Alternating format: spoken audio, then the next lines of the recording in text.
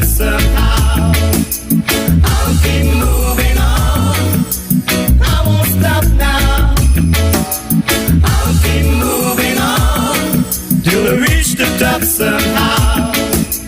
I'll keep moving on. I won't stop now. I'll keep moving on till I reach the top somehow. I'll keep moving on.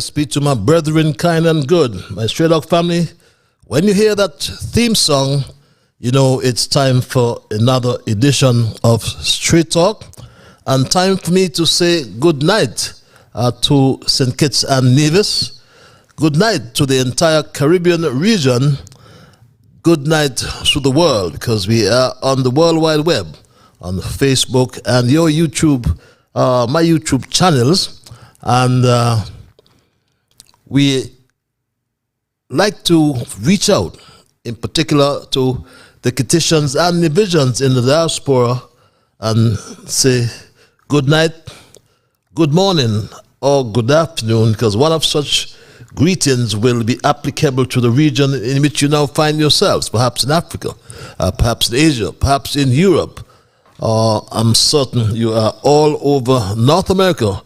So my Straight Dog family, welcome to another edition of Straight Talk.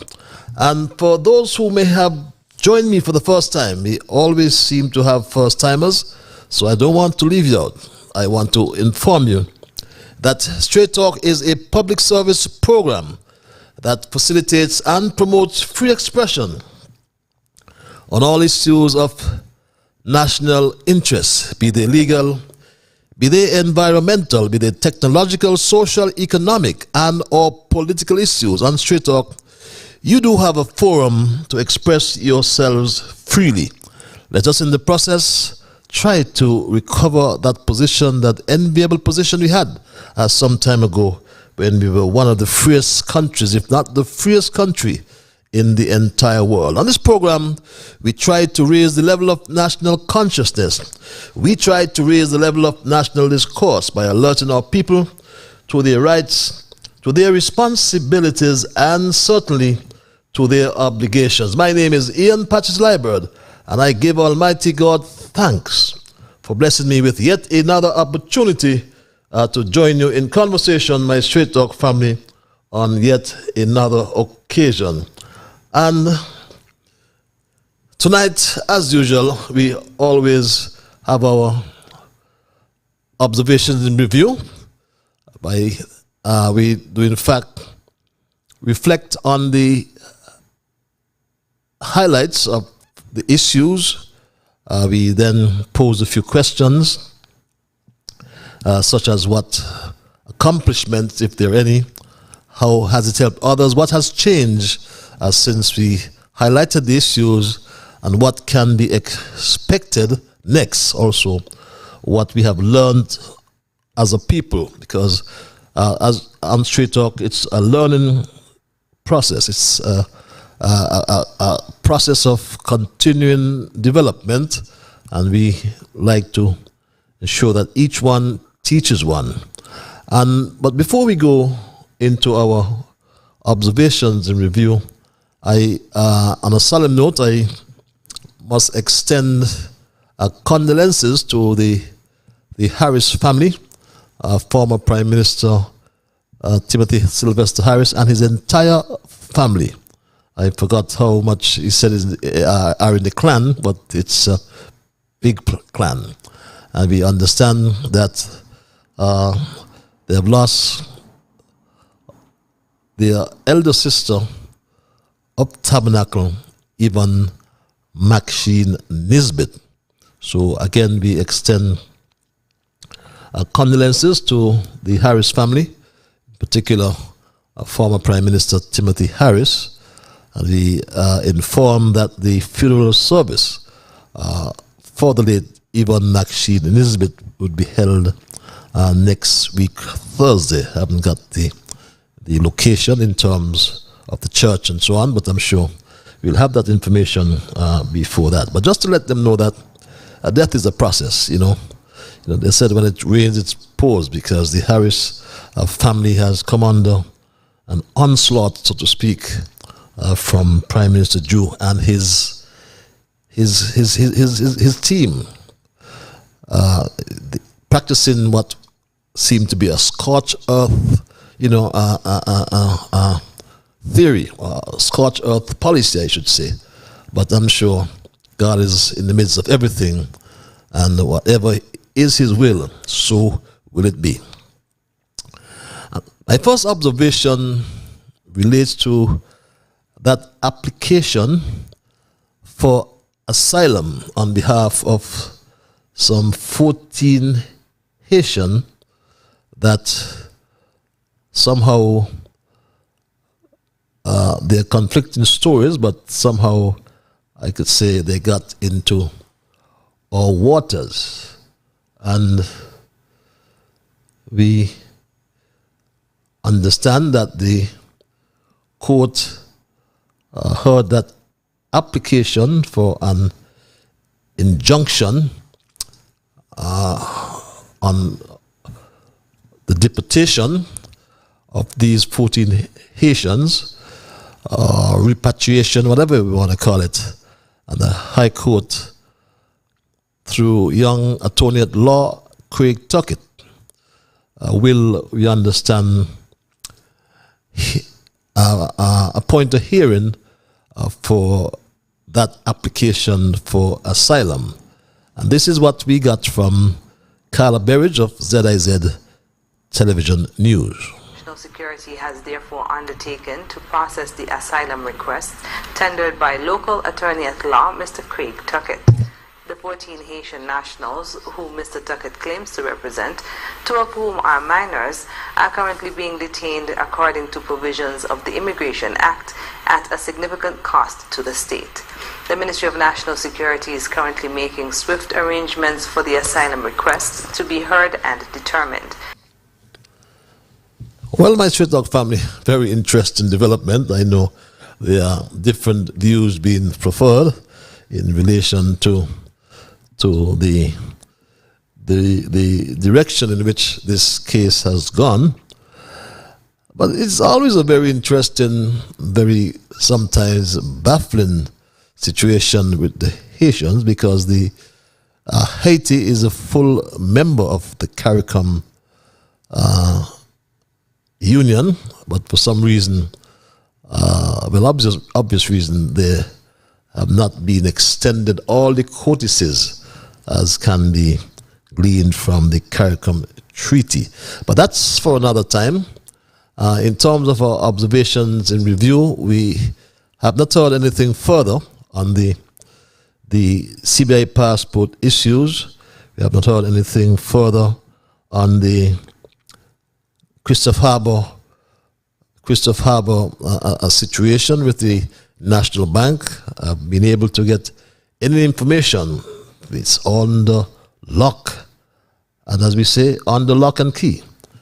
The policy of this new administration, no matter what they say about transparency, well, it's a new paradigm, a new way, a new method, a new mode of transparency ushered in by the Jew administration since August last year. But those are my observations in review, my Straight Dog family. And at 10 past 8 o'clock, For those who may have just joined me, welcome again to another edition of Straight Talk. And for the first timers in particular, Straight Talk is heard every Monday and Thursday from 8 to 10 in the PM on both nights, 8 to 10 PM. We sometimes go a little overboard, depends on the conversation. And to let you know as well that Straight Talk is a participative program. By that I mean we include your calls, we include your emails, and if you are so minded to call, the numbers are 663-6672, take a note of that, and or 646-829-6672. But the caption of my short thesis for tonight,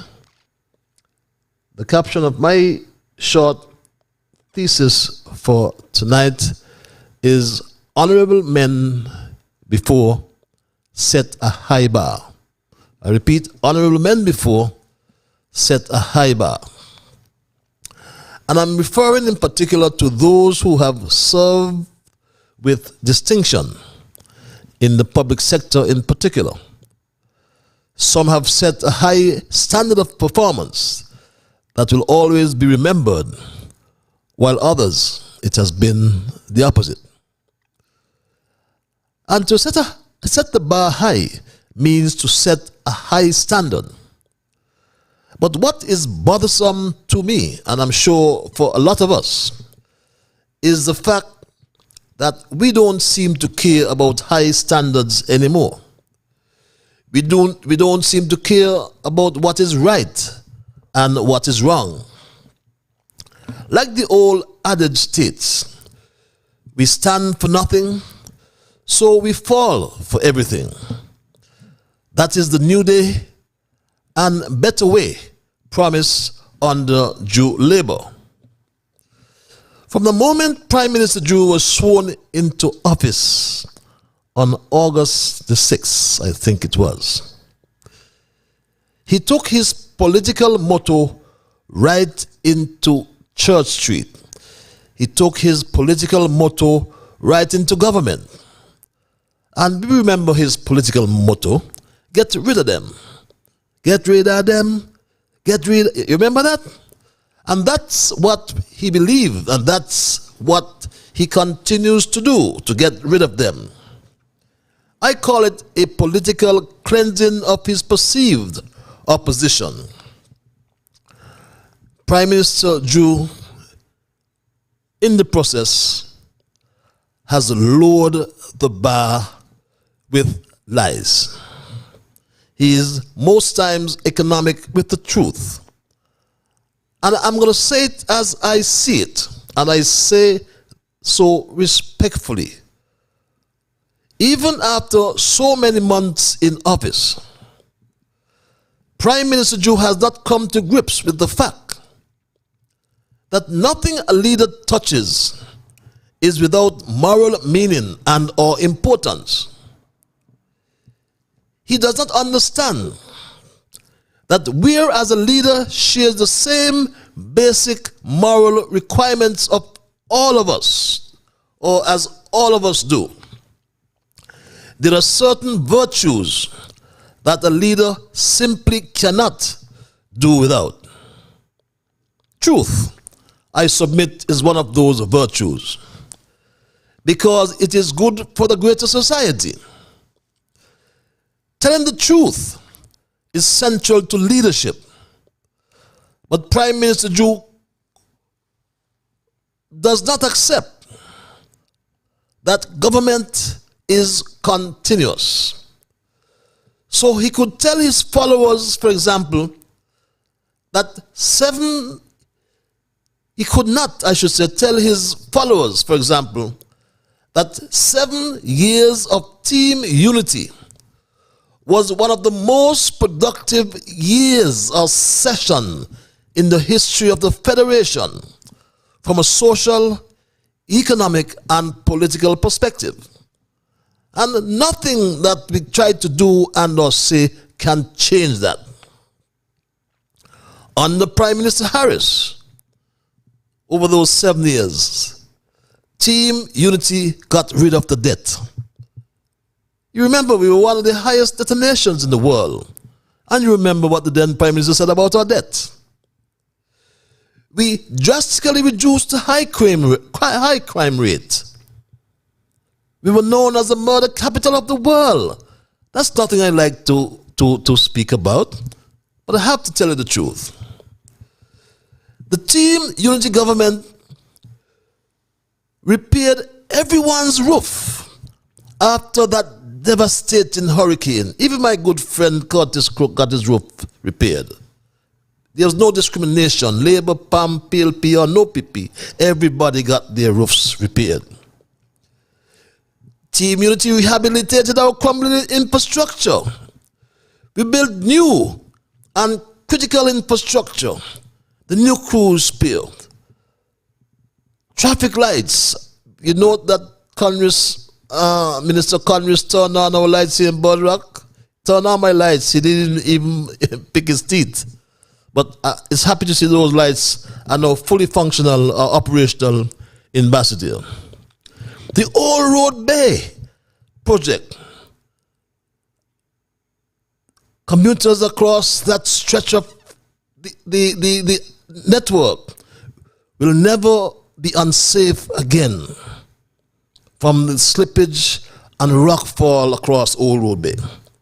The entire Island Main Road has saved us on our tires, has saved us on our wear and tear on our cars. Our old cars seem new running along those roads. The two bus terminals, east and west. The ferry dock terminal, the ferry terminal, only the one in Anguilla has now surpassed it. And the new cruise pier, did I mention that?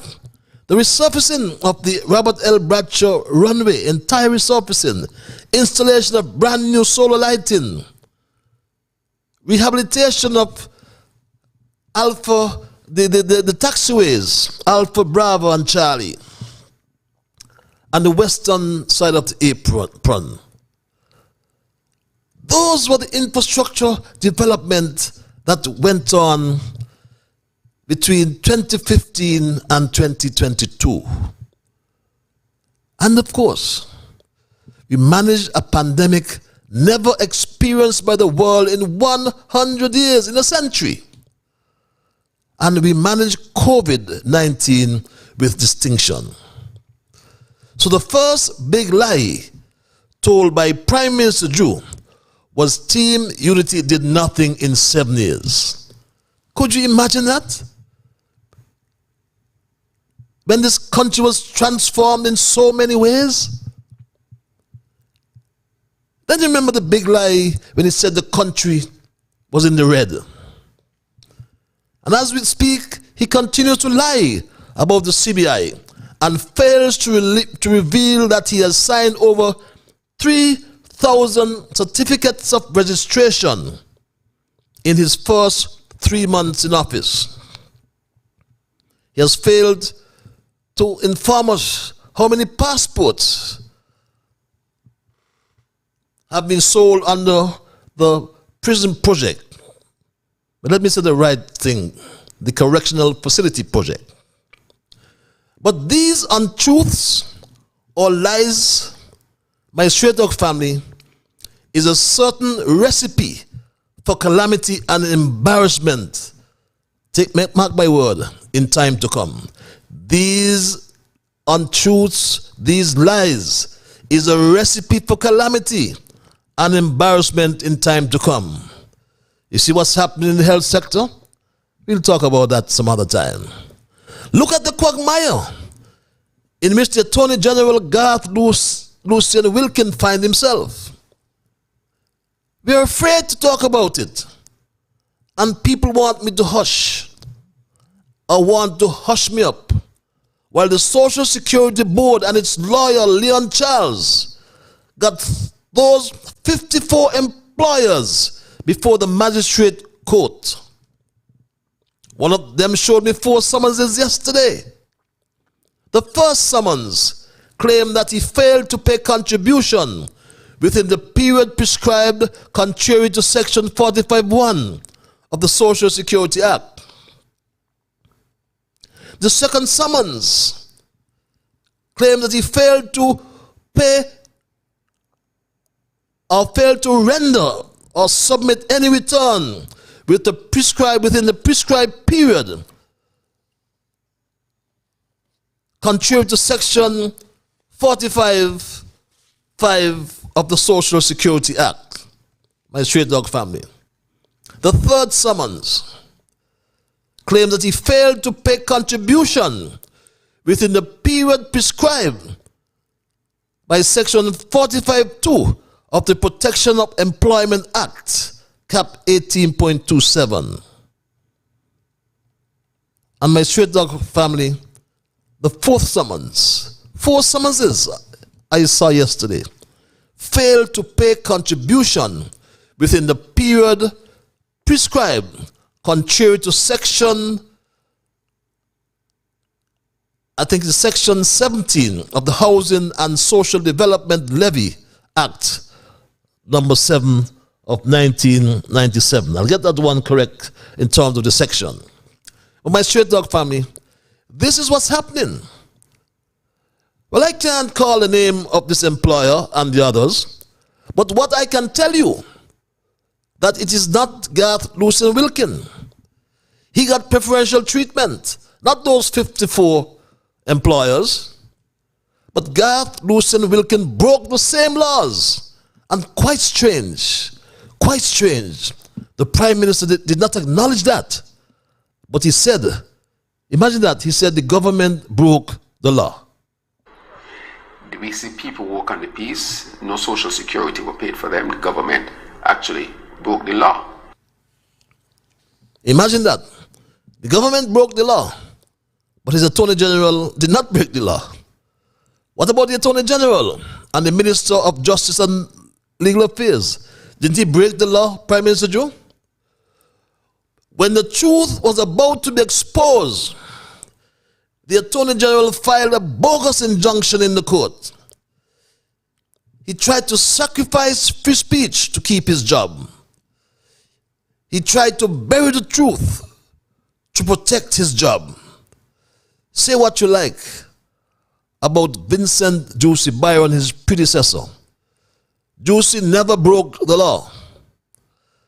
Garth Lucien Wilkin came to the office threatening to lock up and embarrass people.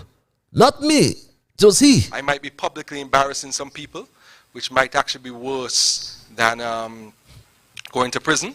I'm contemplating whether I should do that, and I'm minded more so about 70-30 to embarrass some people who might not have been corrupt, but were, I don't want to use the word I used earlier, but not very friendly towards our treasury, and I'm not going to tolerate that, and I'm going to embarrass some people. Embarrass some people. All this huff and puff. Then the country found out. The same man who wants to embarrass people himself was breaking the law. I receive calls from all over the world. And I must tell you that I wrote to the chairman of the disciplinary committee of the St. Kitts Nevis Bar Association. I am rather disappointed, though, that it was not treated with the utmost confidentiality, as some of the agencies, or one of the agencies, obviously leaked a copy of the letter to the media. Or someone leaked it. It was actually copied to the Social Security Board, the Office of the Attorney General, the St. Kitts Nevis Chamber of Industry and Commerce, the Christian councils in St. Kitts and Nevis, the Evangelical Associations in St. Kitts and Nevis, and also sent to the Organization of Commonwealth Caribbean Bar Associations. And that's unfortunate, my straight dog family. But since it's out there in the public domain, I will not read it nonetheless. but I can confirm that I wrote and I've got an acknowledgement from the chairman of this disciplinary committee in terms of acknowledgement of the communication. As I said, it's rather unfortunate that someone would leak that communication to the media. But we'll hear much more about this. So when they want me to hush and go away, we ain't going nowhere until this matter is fully ventilated. We have to stand for something, my Straight Dog family, or we will fall for everything. Garth Lucien Wilkin don't want to lose his position, but he was not qualified for it in the first place. He came belatedly and made some excuse about personal administrative inefficiency. What personal administrative inefficiency? It is bad conduct. Bad conduct. This is who he is. For 15 months, he deducted the nanny's money and never paid it to the Social Security Board. Because he got caught, then he now comes to tell us. He got caught, so he tells us that he's doing what? He tells us this, my Straight Dog family. I voluntarily paid all of my Social Security contributions. Right? Everyone should pay them on time. I encourage people to pay them on time. And now I pay them in advance. Right? And I encourage people either to pay them on time or pay them in advance. Coming with his baloney, his bull. Pay what in advance? Is he paying batches in advance? Because he said he pays in batches. So what is he paying in advance? Who would pay their Social Security in advance? And how far in advance he has paid is the question we are asking my Straight Dog family. Because if the employer doesn't work, how are you going to pay them in advance? What happens if the nanny goes back to St. Vincent tomorrow? He's trying to fool us, my Straight Dog family. We must ask him if he has paid them in advance in batches, because he said he pays in batches. And I take full responsibility for payment of Social Security contributions in batches and not always on time. There was a personal administrative inefficiency that led to the delayed payments, and when I realized, I paid them. And you know, my Straight Dog family, I read the Social Security Act, and I did not find one mention about batches. And I tried to understand what is these batches now that he's paying. We knew the batches before. There were 3 batches before, between November 2020 and January 2023, 26 months, 3 batches. One in April 2021, just before or just as he became president of the St. Kitts Nevis Bar Association. The second batch, the day before, he was appointed Attorney General and Minister of Justice and Legal Affairs. And the third batch in January 2023.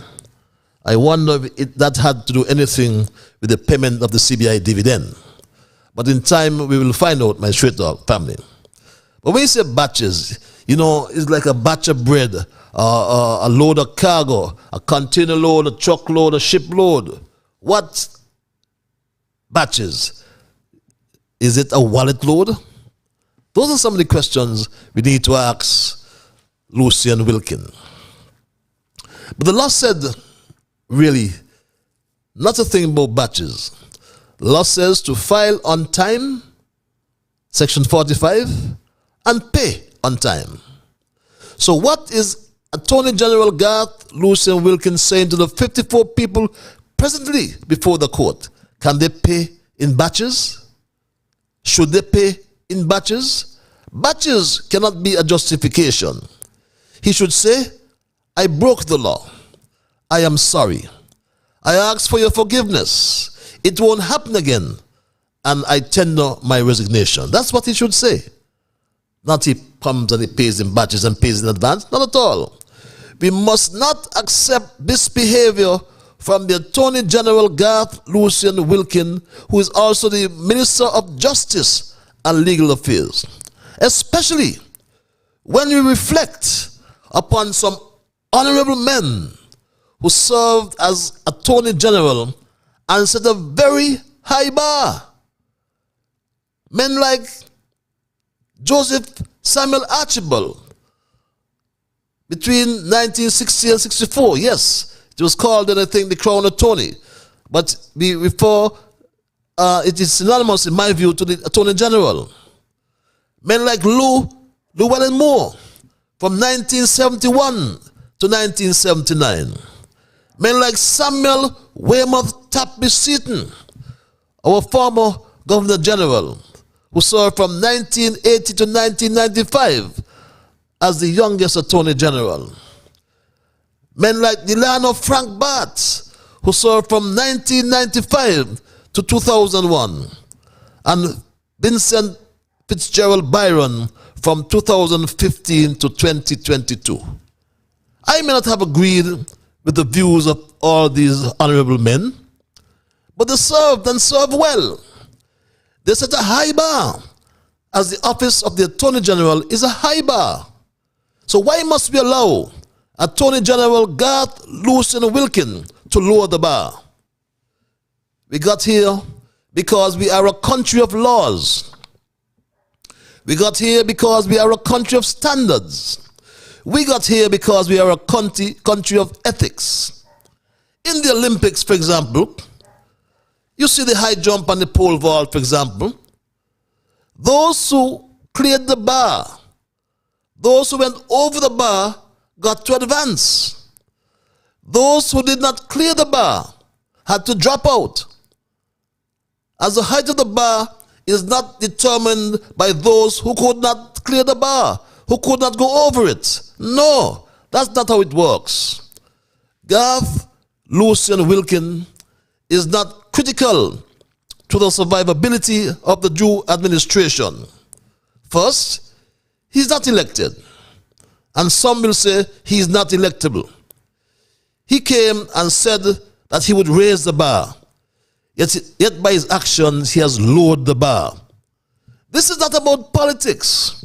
This is about wrong and right.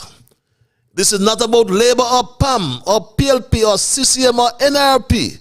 It's about justice. It's about integrity. It's about honesty.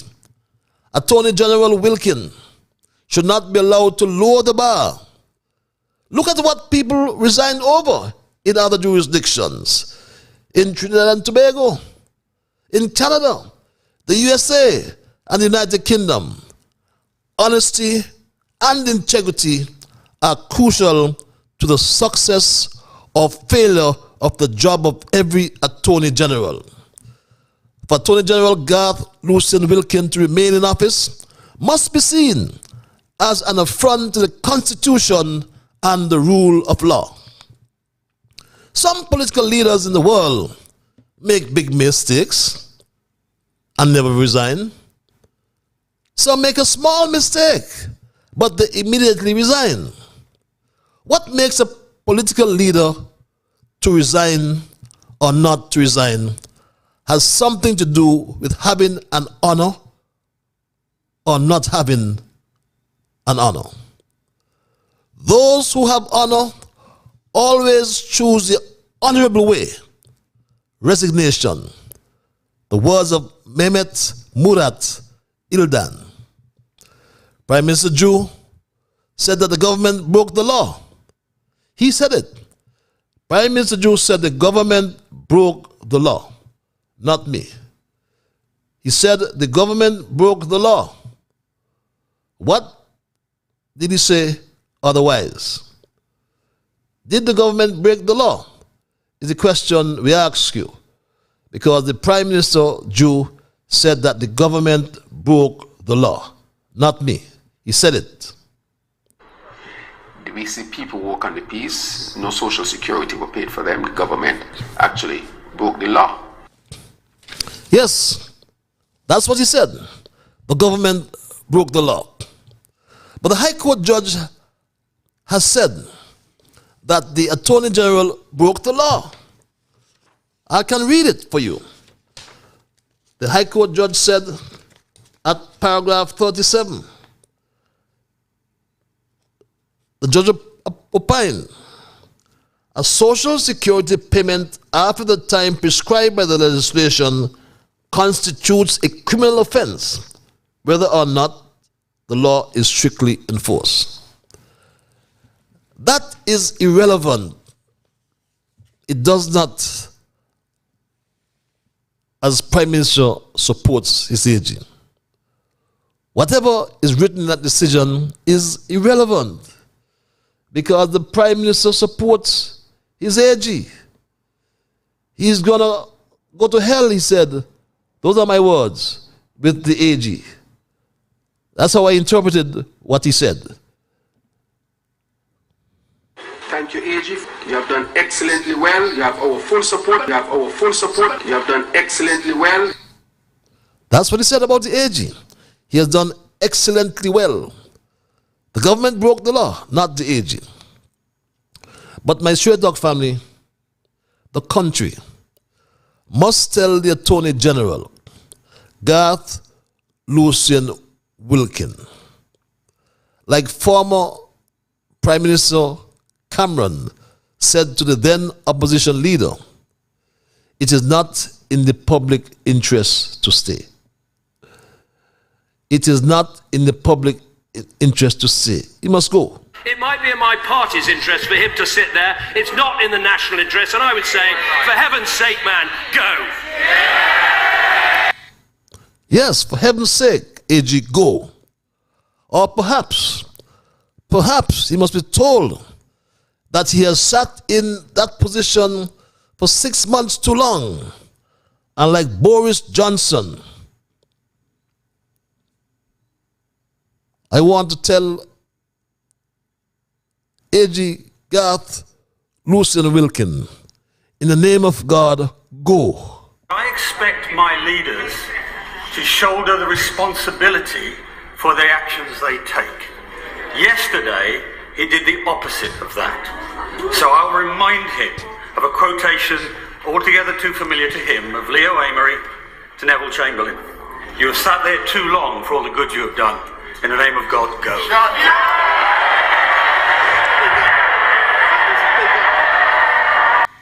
Yes, I'll say like MP Davis to the AG, in the name of God, go.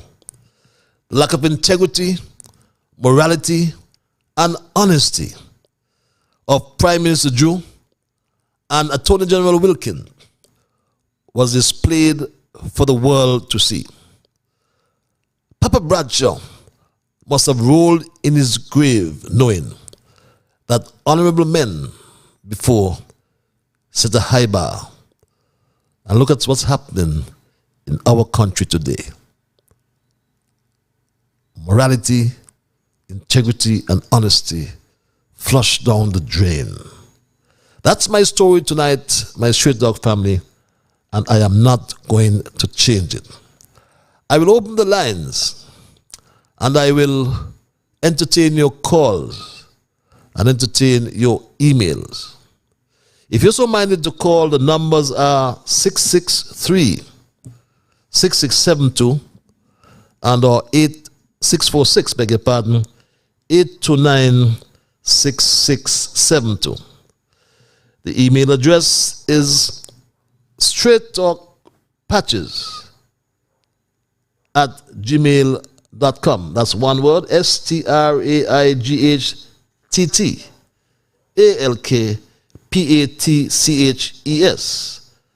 straighttalkpatches@gmail.com.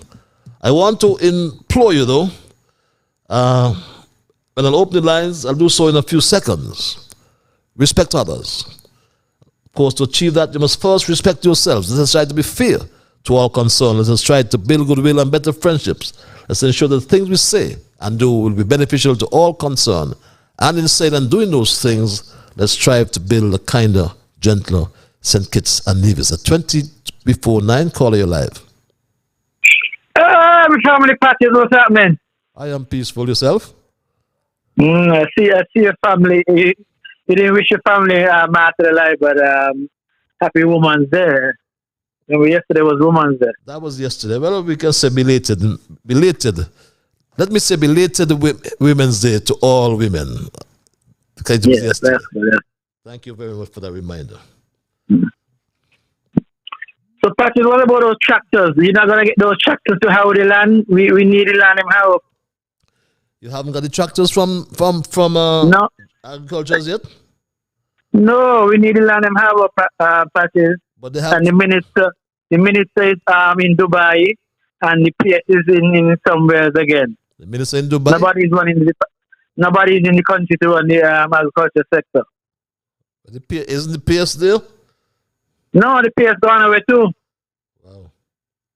What's happening? And he haven't leave anybody to act in PS now, nothing. What's happening in Dubai? I don't know if you're going for advice. Oh, you're gonna find a market for your farmers, man. You're gonna find a big market for your farmers. I can advise him on his transportation. Yes, but you need transportation. I can give him some advice. It's gonna be free. That's my bonus. That's my public service. So, yeah, you need to come there for advice. So use the man.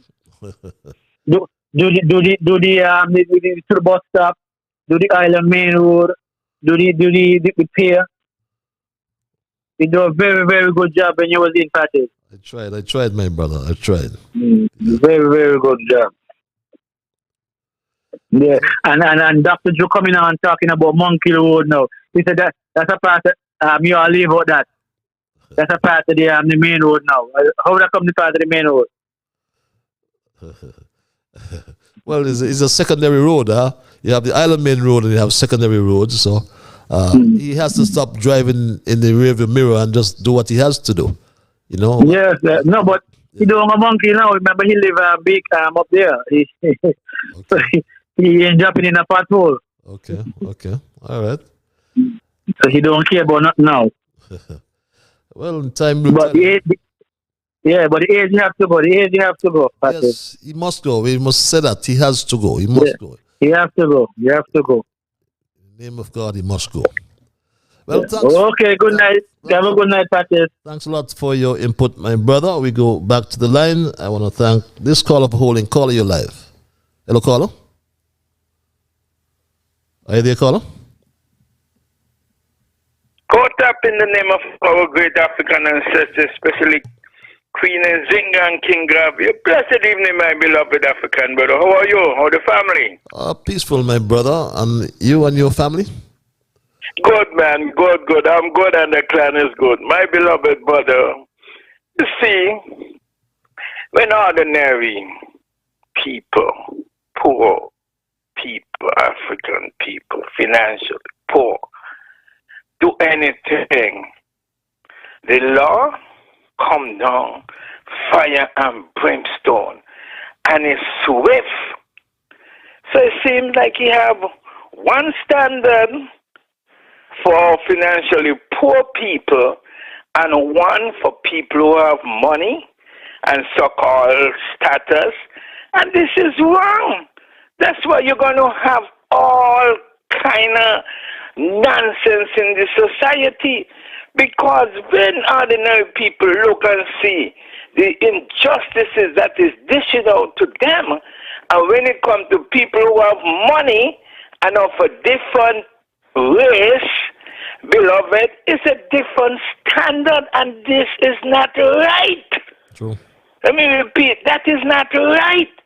How come you want to prosecute people, ordinary people, and you yourself breaking the law, beloved, and nothing is done? We are that so-called bar association. We are those NGOs, those so-called Christian people and everything in society. Even the Rastafari movement, stand up and say something. Ordinary people, they need demonstration until this boy resign. He must go. He must go, Brother Patches. Yes, he must go. go. That should be the call. Of course, must go and must go now. Yes. You broke the law. It was you, Patches. They'll bring down fire and brimstone and put you everything. Who this guy think he is? And that guy from Monkey Hill Jew, he gonna go along with that? Come on. What kind of common sense do you have? Masquerading as the Prime Minister saying his name. Where's your consciousness? Where is the love for your people? Where is the love for the rule of law for everyone? Brother, it needs demonstration. And God, wherever his office is, the boy for Charlie and Don, supposed to be demonstration every day until that guy resign. Guys, a shame and a disgrace, man. That's why you're going to have all kind of criminality in St. Kitts Nevis with no regard. Because when people at the top, and who's supposed to be so-called attorney general, breaking the laws, and you still have that individual there, and his superior Jew is supporting him. True. Come on, Terrence. Should be a damn shame of yourself. Come on. It's ridiculous, brother. And then you're going to want to prosecute people for all kind of other crimes? No, man. This can't work. People of St. Kitts Nevis, Liamiga, Uwali, stand up and demonstrate every day in front of this boy office until he resign, and he must resign. No. And Brother Patches, don't let him get off, you know. Don't let him get off. Of course not. Of course not. Take him, he put you through you the court, make you have to go and thing lawyers, make him make sure he pay your lawyers, brother. And if you ain't respond, you go and you take him in front of the court. Somebody got to teach these boys a lesson. Example must be set, not because you have economic status in society, you want to walk over everybody. No, them days done. And Brother Patches, I know you want to do the right thing. And again, I call on that boy to resign and resign now. And Terrence, make sure your boy, because you can fire him at any time. I don't care if you all went to school together and all kind of thing. He break the law, he have to go, and he must go now, beloved. Because when others do the same thing, you don't want to send your police officer after them to lock them up, summon them, and bring them in front of the court, the DPP. And where is the DPP in all this, Brother Patches? Where is the DPP? Where is the commissioner of police? The DPP can do what he wants. He don't need the commissioner of police. He need to do what he has to do, beloved. Brother, thanks again for hearing me take up the great works, and you just stay focused, Brother Patches, and just do the right thing. Thanks again for hearing me. Continue to listen. Pan-Africanism our purse. One love, my beloved brother. One love, my brother. Always assertive, always to the point.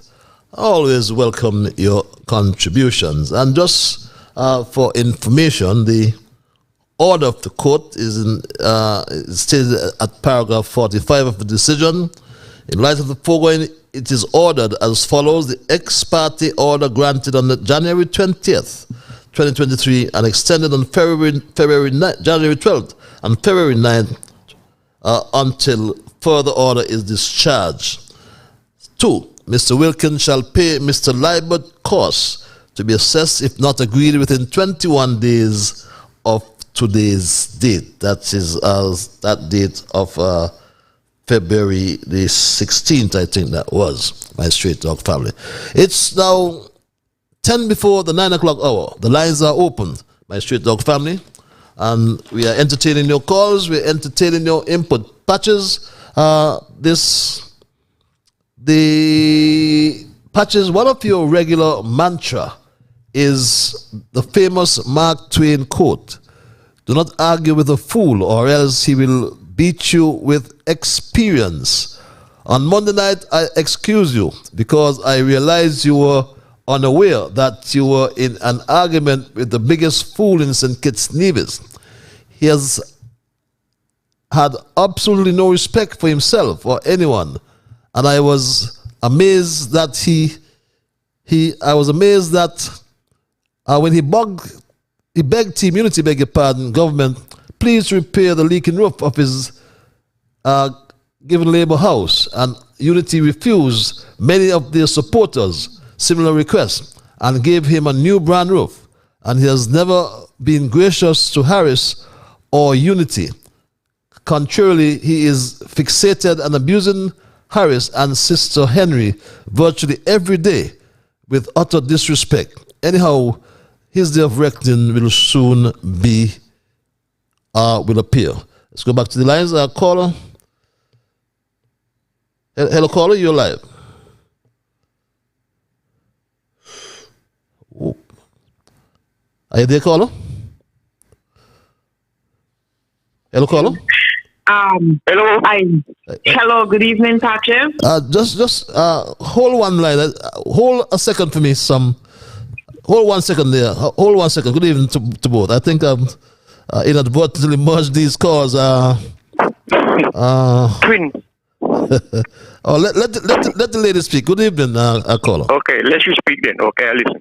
Yes, caller. Good evening, Patrick. Good evening, my dear. Good evening. I hope if we think it's people had to stand up to... Hello? Yeah, go ahead. We're listening. Yes, if we think it's people had stand up to you and Timothy and his minions them, the country wouldn't have be like this. You see how long you talking about the AG? If we think it's people have stand up to you, this nonsense and 20 million were Timothy thief and a lot of things you do. We wouldn't have. Caller, just hold a second for me. Hold a second for me. Happy? Caller? No, I want to entertain all the calls, right? Are you there still? Are you there, caller? I am here and I'm listening. Yes, but every week is the same thing over and over. Yeah, but you don't have really to listen to it. That is, you have an option to stay or to go, right? But I'm not going to have you being defamatory and calling people thief or things like that, right? I really not going to allow you to expose me to any sort of defamation, right? Because you're calling from your cushy waiver in St. Martin's. We don't know who you are. And you're calling people thief, right? I want you to be blunt. I want you to be straightforward. Yes, I want you to be as assertive as you want to be. But please, I'm not going to entertain that. I'm not going to entertain that at all. Are you there? Are you there, caller? Yeah. Hello. Yes, you go ahead.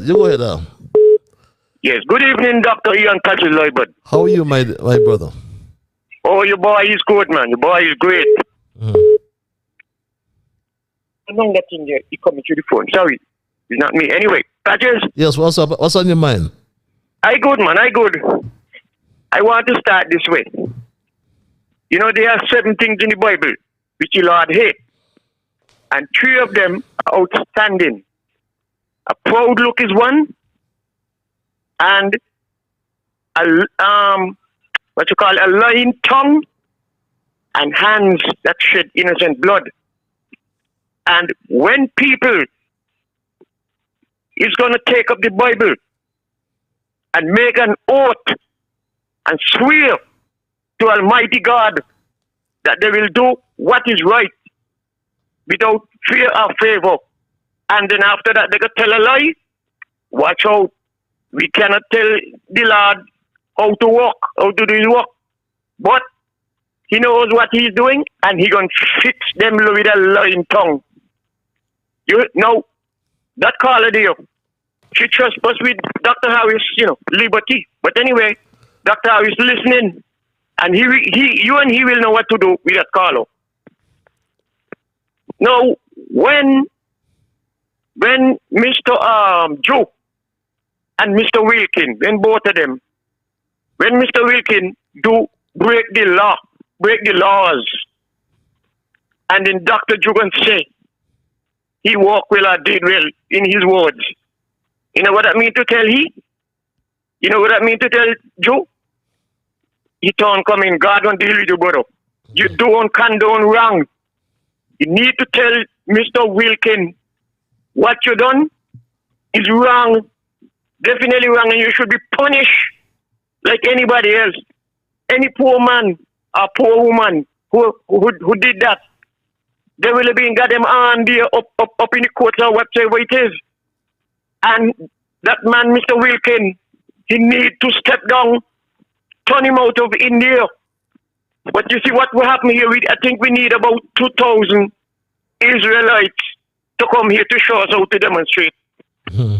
Because in Israel right now, thousands of people on the road today protesting that Benjamin Netanyahu don't go away on a plane because of something happened there, and they decided he must stay in Israel and straighten it out. But I think he get out on a helicopter. I think so. So therefore, we need people in Israel to come here to show us how to demonstrate. We can't sit down here and tolerate this foolishness from them two at the head. Them two at the head. If you hit a fish in the head, the whole of the fish body dead. Because the fish started dead from the head. And them they commit crime and wrong things in this country. And people afraid. But you see what happened to Joe? And the first thing he did when he get in the patches, he started to turn with people. And the turning with people, that is to intimidate people from speaking the truth against him. Because people are fearful that they lose a job, because they know they have the responsibilities to take care of. So I could understand a lot of people not speaking out on the media platform. But everybody going in and moaning all over the street. Where are the Christian Council? Where are the Evangelical Association? Where are the Bar Association? Where are all of them who used to come on the radio and say what the Constitution is? Where are them? Mr. Garrett Wilkin, he got relatives who used to be on the radio telling people what the Constitution says, what is wrong and what is right. Where are those people with the mouth now? Now they're doing this thing here. What going on in this country, brother? People speak out. All you all got to do not be libelous. Talk the truth. God will protect anybody who speaks the truth. Patches, I know other people want to come in, but I'll be back. Nabo, good night. Thank you, soldier. You come back, come help me. And my good friend, S.O., all your good night. I'll be back, Patches. Have a good night, my dear brother. Thanks for your intervention. Let's go back to the lines. Call you live. Hello, caller. Yes, Patches. How you doing, man? Good evening, man. How are you? I am peaceful. Yourself? Yeah, pretty good, pretty good. What's on your mind? Yeah, well, there's one person that I know in Sinkis and Nevis. You know, this is his theory. You change them until, you know, we get the right set that we need to be in there. Change. But that theory I believe might not need to be enacted in law, because it just might happen naturally. You know, as the new governments come in and they don't do what they say they're gonna do, and the people get fed up with them, they're gonna just keep changing them. If the voters, if they pay attention to what's going on, they should probably keep doing that, or resort to doing that, and then we will have, you know, new people every time, because there is no change happening, man. I don't see no change happening, bro. Whenever the change happen, you call me and I'll be the first person to give kudos to those people who put the work in. You know what I mean? Every time when somebody, what I've observed with Sinkis and Nevis people, you know, they don't like to call wrong out when they see wrong happening, bro. Exactly. You know? Exactly. And the society there has changed, bro. So, you know, I left there in 1985, and I've come back to visit a couple of times, and I've been there in December. You could attest to me being there in December, Yes, because you know I saw you down. I saw you down at the ferry terminal in the flesh. Yeah, I got the voice now. Yeah, that's true. Yeah, I saw you at the ferry terminal in the flesh. So Yes. I'm not one of those persons that can say that, you know, I don't know what's going on in the Federation, bro. I was born in Cotton Gown. My neighbor string buried right in my father's yard, and I'm a real Cotton Gown man. I'm a real Nevis man, bro, and I love St. Kitts and Nevis, yeah, but the place done changed, man, and it's not gonna change back.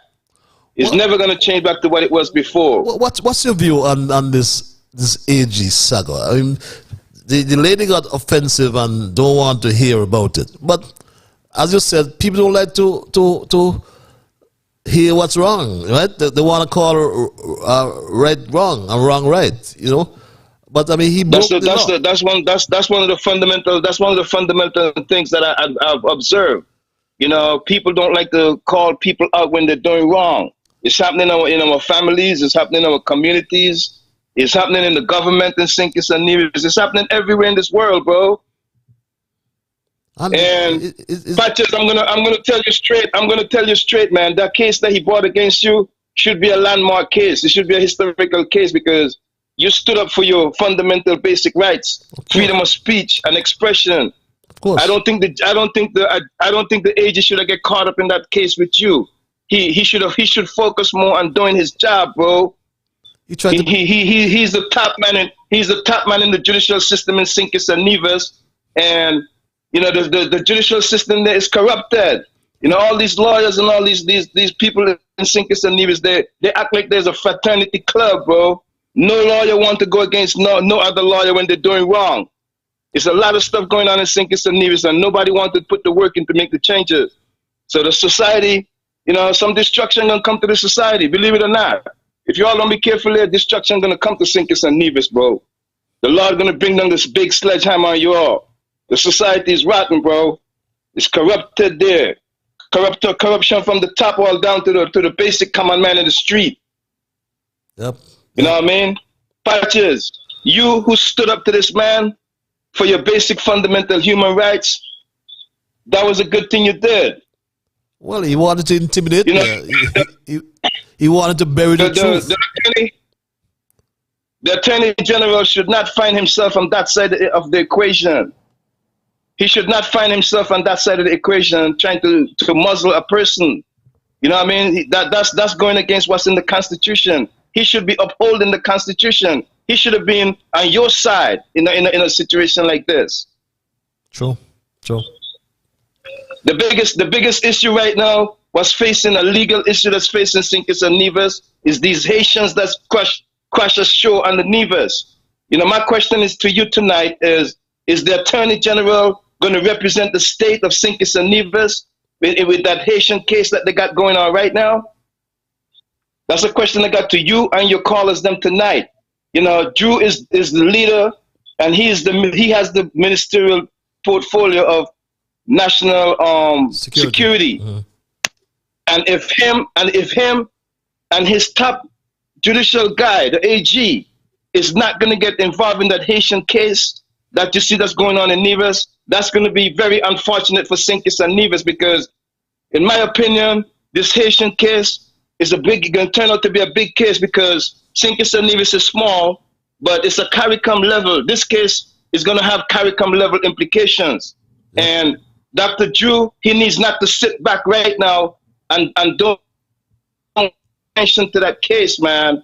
You know, this is not a local NIA situation. This is a St. Kitts Nevis Federation case. The AG himself is supposed to be a part of this case. And the people has to rally, bro. Yes, we've heard you. Patches, the type of status you got, Patches. Use the man supposed to go in the street and demonstrate to get this man out of there, because no common people in St. Kitts and Nevis is going to do it. You have the status the people that's behind you.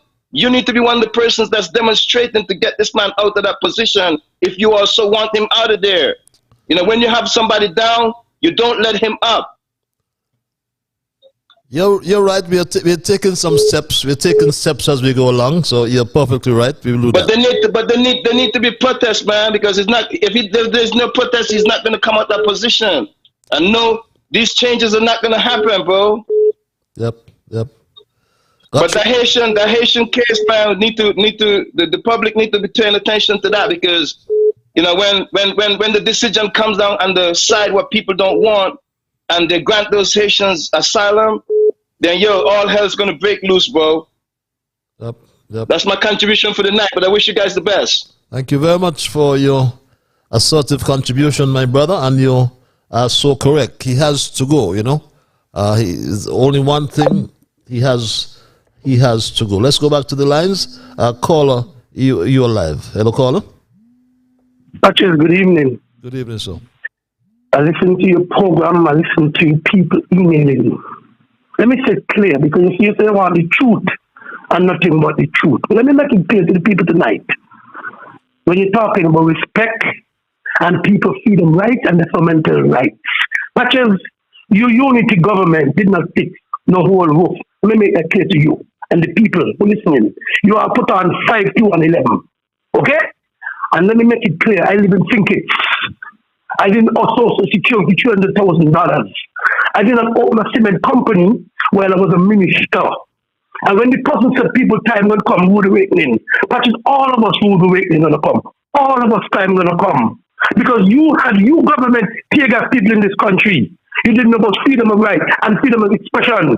Your government take from the airport ID. You didn't know freedom of right and freedom of expression. But you have a lot to say. You understand? So don't nobody email and say nobody fix the whole roof. Man, the people who are getting new house, cement, blocks and everything for the roof program, fridge and TV and everything. So let us start the truth, Patches. Let us start the truth. So don't emailing and talking of foolishness. You understand? Let us get it clear.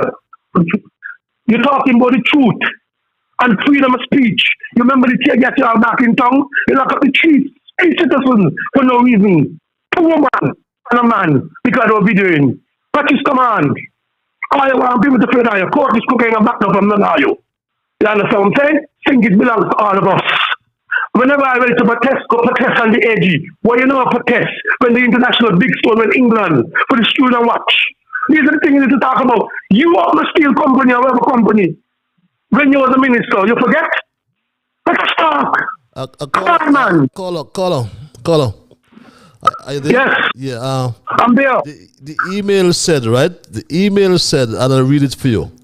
And I was amazed. But you listen to the email. What do you say? If you don't show what the email says, get it correct. Stop reading wrong email. No. You're putting wrong information. This is what the email is said, right? What the email says wrong. I'm telling you. What the email says wrong. 3, 2, and 11. Your government was building house. Call it roofing program. People get TV. People get steel. People get everything, Patches. Don't put the politics tonight. Man, I get trained. I'm going to call the program. Yeah, but I got to call the program. Remember what I tell you finish up the I can do 2 things, right? I can turn your volume down, but when we speak, you come on the radio, I'm not going to cut you, but I want us to have an intelligible discussion, right? You don't need to shout, you don't need to argue, right? I am saying to you, the email said to repair the leaking roof. That's what he said. Was the roof leaking or not?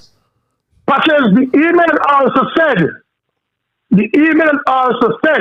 that they fixed the whole roof. The email did not say that. I have the email before me.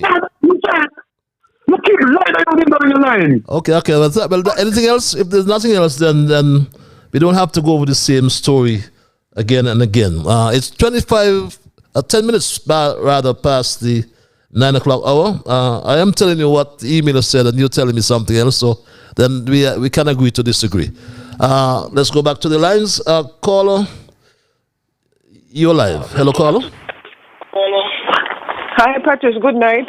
Good night, my dear. How art thou? I'm good.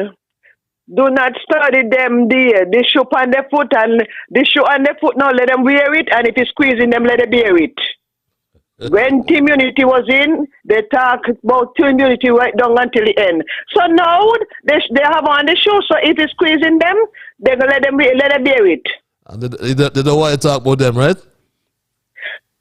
No, that's all. So now the shoe is on their foot now. Right. So if it's squeezing them, let it bear it. Let it bear it. Because when Team Unity was on, they called Timothy all sort of name. Every day they was on Timothy. So now they have somebody in the spotlight now what do wrong, break the law. So when they say ha ha, and then next time don't say nothing about it, continue talk about it that they sucking, that they get it.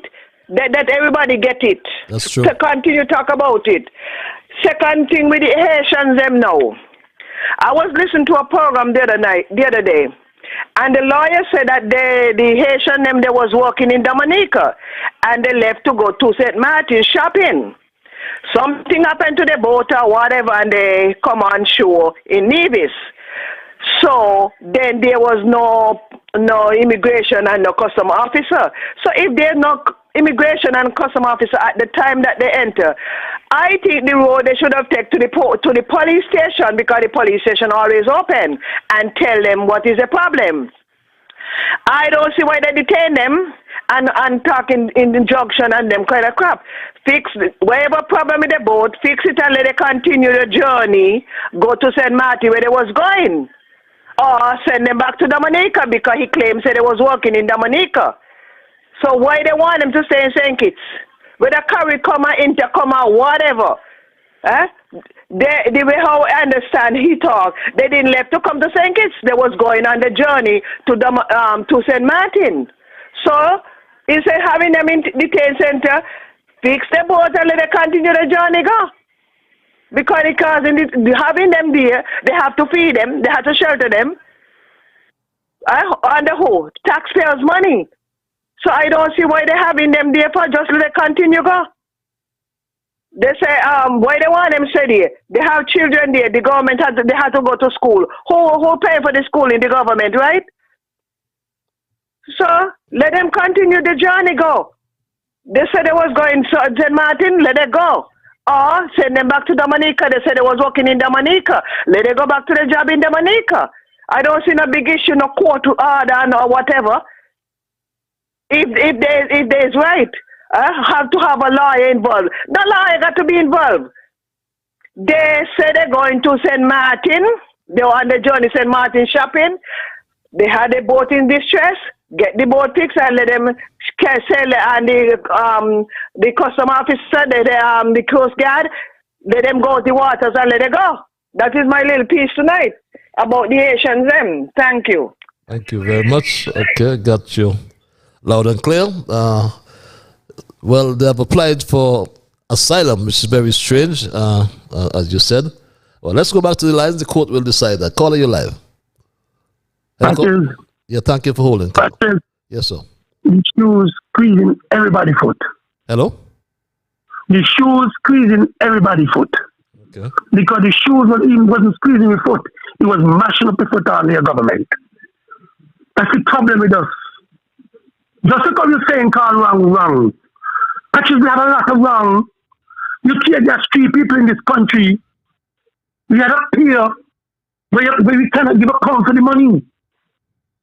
We have $20 million with the government telling us can't give a count. You want to build a hospital, the school and the aquifer.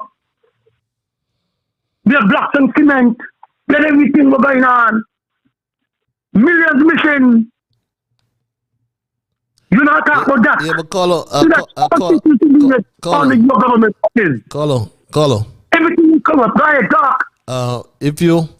If millions are missing, what is the proper thing to do? Because the age play with you, I should lock up on the tiny government and lock up on you, including you. Lock them up, okay. Lock up on you. So why haven't they locked us up? Because I come and explain on you. Okay, so you wish you were the age, you know? I wish you were the age, you don't knock a long time. Where you go at the airport? I don't knock up your ears. Anything else? That's just doorway patches. Anything else? You preach international airport security rules patches. The airport should have shut down. FAA should have get involved. And you know this. Okay, the thanks. is there. Okay. And remember what I tell you in the shop. Okay, thanks for your input. The repetition is not really necessary, though, right? Because I think we've discussed that. If the information is there, if the government has information, then there's a process. Take the matter to the court. I mean, this scorched earth approach and believe you can intimidate people won't work really, because the issue is that the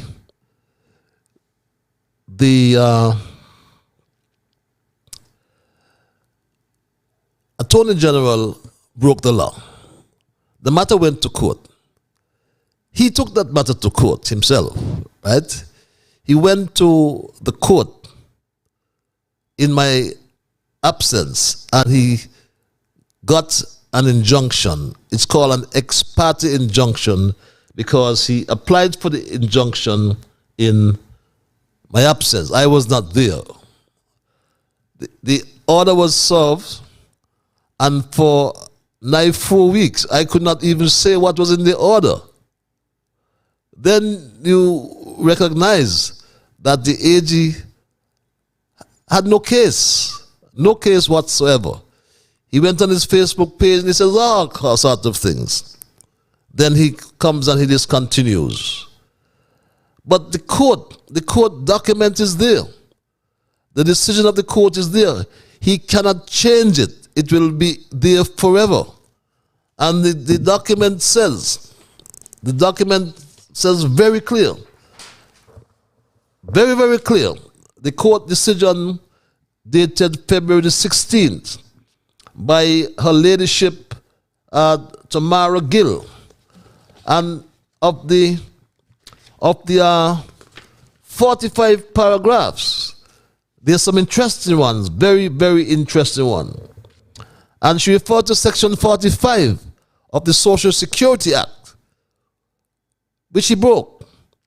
It said, any insured person or employer who fails to pay at or within the time prescribed for the purpose of any contribution which he or she is liable under this act to pay shall for each such failure be liable to summary conviction, to a fine not exceeding $200 or to imprisonment for a term not exceeding 6 months. So if you are talking about jail, it is the Attorney General should have been in jail based on the findings of the judge. But what? There's some 54 people as we speak. 54 people before the court for transgressing the same Social Security Act. I saw a summons that one of the employers allowed me to read. And there were 4 summonses, 4 of them.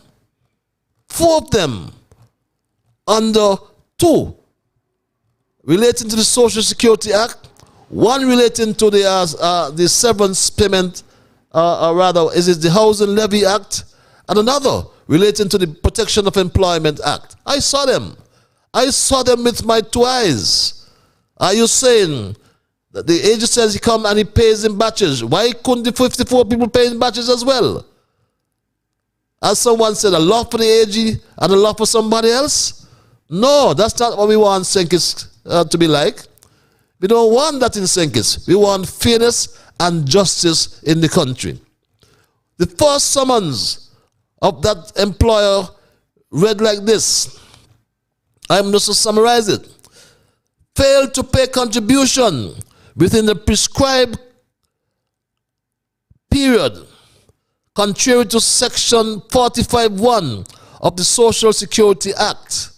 45(1) reads, any insured person or employer who fails to pay at or within the time prescribed for the purpose any contribution, he or she is liable to this act to pay for each such failure on summary conviction to a fine not exceeding $200 or to imprisonment for a term not exceeding 6 months. The second summons failed to render any return within the prescribed period, contrary to Section 45(5) of the Act. And it says, any employer who fails to render any return within the prescribed period commits an offense and is liable on summary conviction to a fine not exceeding $200 or to imprisonment for a term not exceeding 6 months or to both. So when you come and talking about jail, the Attorney General is the one who should have been in prison. The third summons failed to pay contribution within the period prescribed, contrary to Section 45(2) of the Protection of Employment Act. And the fourth summons that I saw with my two eyes failed to pay contribution within the prescribed period, contrary to Section I missed it one, it's Section 7, beg your pardon, no, what am I saying? Section 17, beg your pardon, of the Housing and Social Development Levy Act. So what are you talking about? Who broke the law? The AG broke the law. And why you all don't want to talk about it? You come in your nonsense about people and you're fabricating all sorts of stories. No, we're not going to fall for that. And the lady, whoever, you have your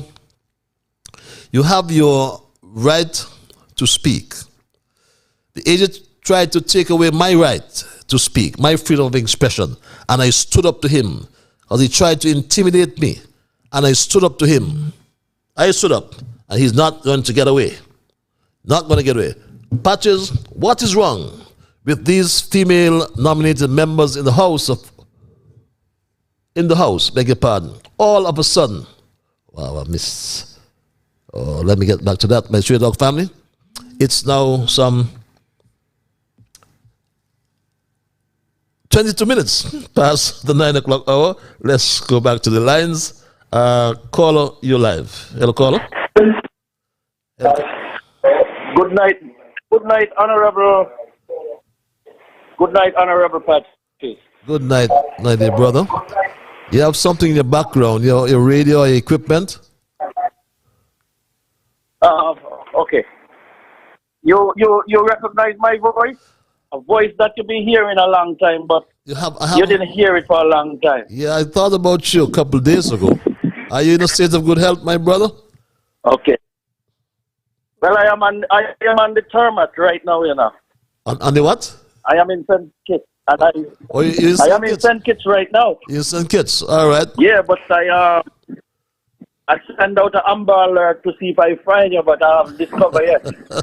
But I was looking through on Facebook and you pop up. Okay. And I see you on tonight. Okay. But anyway, let me get to the point. No man is above the law. And I've heard the gossip from the street. I am not party line as I always recommend and as I always state, but it is very troubling to see the man that smokes cigarettes tell me do not smoke. And I'm bothered with that. And get straight to the point, the AG committed a crime. Whether he's clear up his consequences or not, the crime has been done. I happened to sat into Parliament when they did an amendment to that corruption bill. And he is the mover of that bill. And from my observation, he intended to force the law. So he got to force the law on himself. I mean, it's nothing of favor. And plus, he is in a higher standard to be looked up to because he was the president of the Bar Association. So he should have known. So the cockamania story that his personal failure, etc., etc., he had known. But the word CYA, cover my ass, cover your ass, that would have been a damage control. But how that going to ride with everybody? I mean, you have to enforce the corruption law, and that what he did was part of the corruption. So the 54 people that being hauled in for questioning are going to sustain some consequences. How are we going to enforce it when he is the AG now? So I think they should have a plea with these people, the 54 people, if there are more. But he should resign. And I'm calling him to resign. Okay? I'm calling out on him because he is already committed the corruption. He breached the corruption. That he moved that bill into the House of Parliament, and I saw it. So, for that reason, and preponderance upon the evidence that is set forth, he is held to a higher standard. So, I think he should voluntarily resign. Probably he could do the job, but he cannot function because this will be havoc in the country.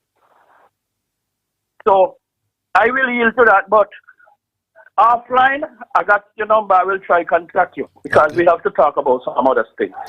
Anytime, thank you for the time. Anytime. Good to hear, my brother. Yes, sir. Always straightforward. And yes, he should say, I broke the law. He should say, I'm sorry. He should say, I ask for forgiveness. It won't happen again. And then the last thing he should say to the country, I tender my resignation. And lots of people want us to stop talking about it. But why should we? Why should we? Because his name is Wilkin? Why? They found the goodies on him. And they should deal with him. Patches, what is wrong with these female nominated members in the House? All of a sudden they are behaving glad, and frightened. Imagine the Speaker tried to diss Harris when he was making his eloquent contribution on the nurses' bill. What was she trying to prove when she unnecessarily interrupted him, asking him a dumb question? What does that have to do with the bill? Madam, do not try to embarrass Harris and give him a hard time in the House, for it will not work. At your inauguration in Marriott, you boasted that former Speaker Curtis Martin was very instrumental to your cause, as well as your mentor. Well, if you think you are going to insult, shame, and show off yourself on Harris in the House, as Martin used to do with Sam Kondo, Harris is the second senior member in Parliament, and you ought to mirror and accord him the respect that is due his. Slow down, Madam Speaker. Both you and Ms. Clark have up too much speed in the House, reads this email. This other email reads, good night once again, Patches.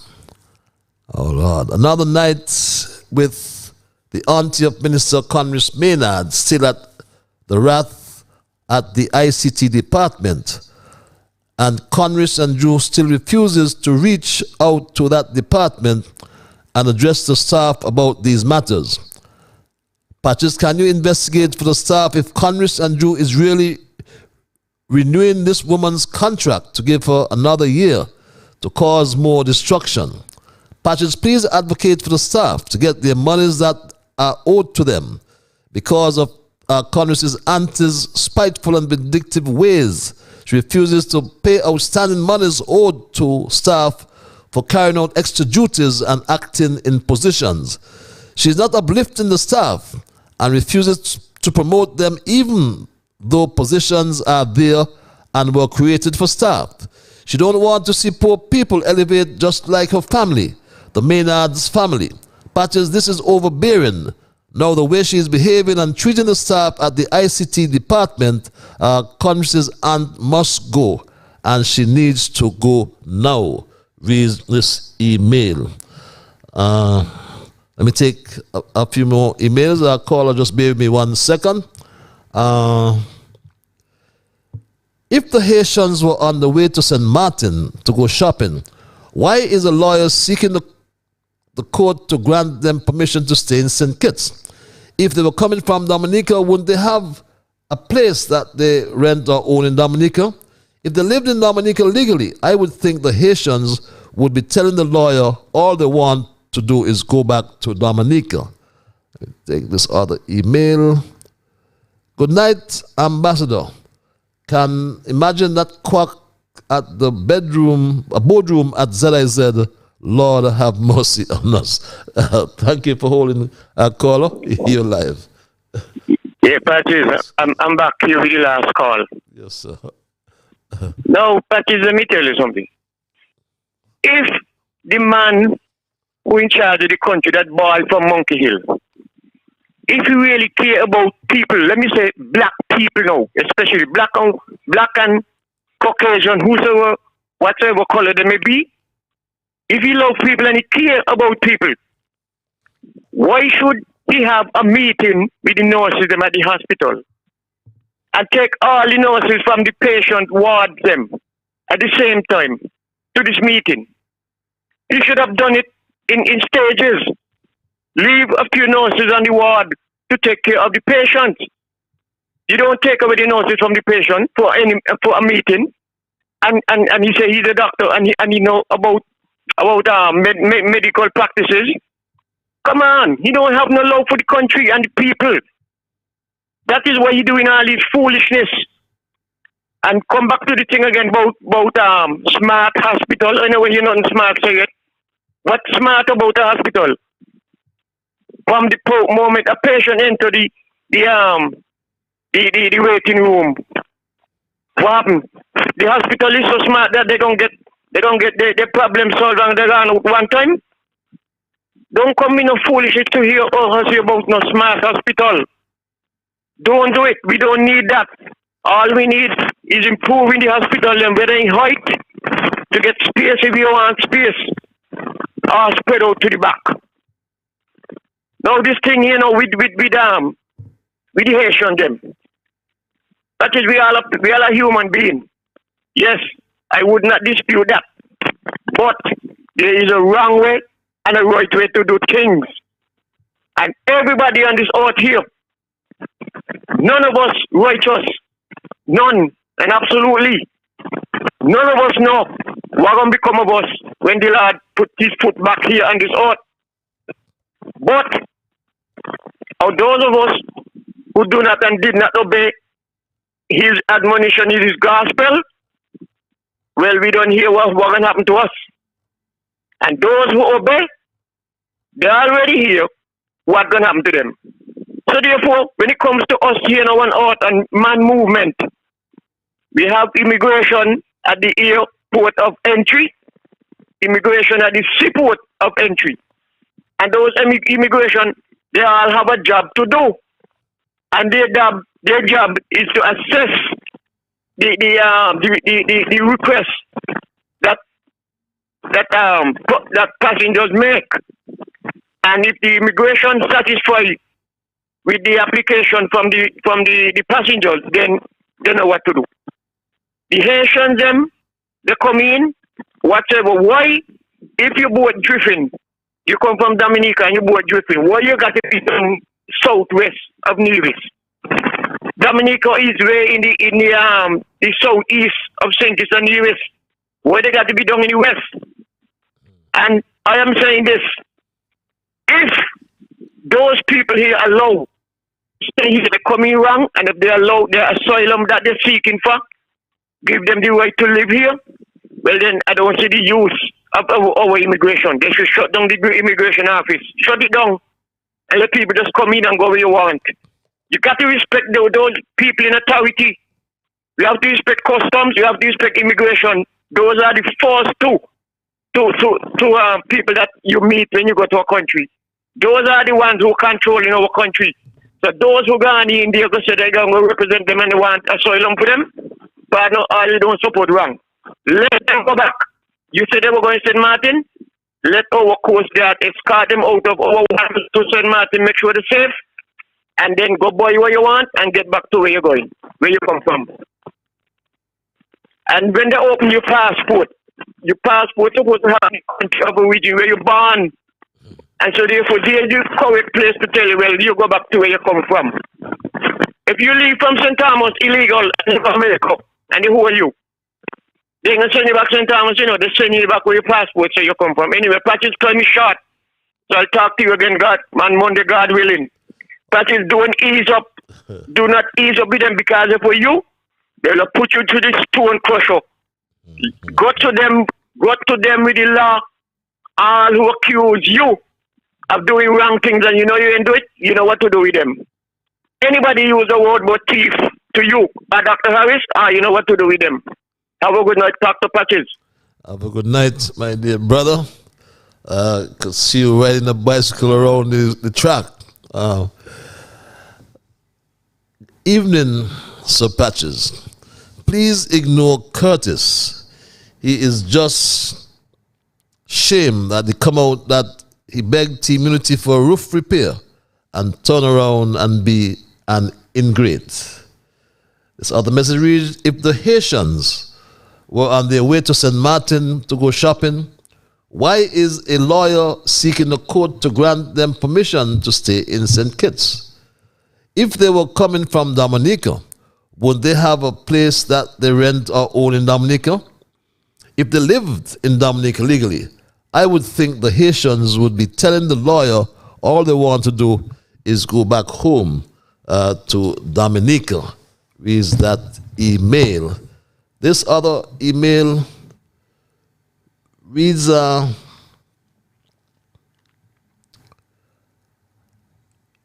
Ambassador, is he going to pay you in batches? That's, well,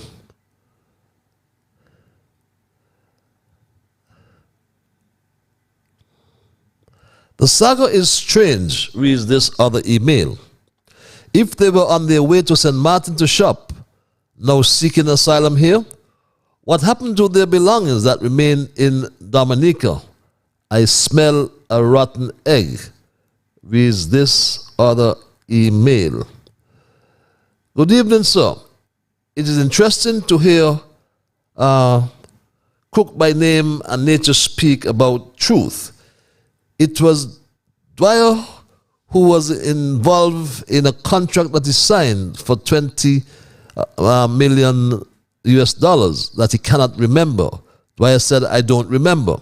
It was Dougie who was involved with monies in London when he called them out when we can go on from here. Reads this other email.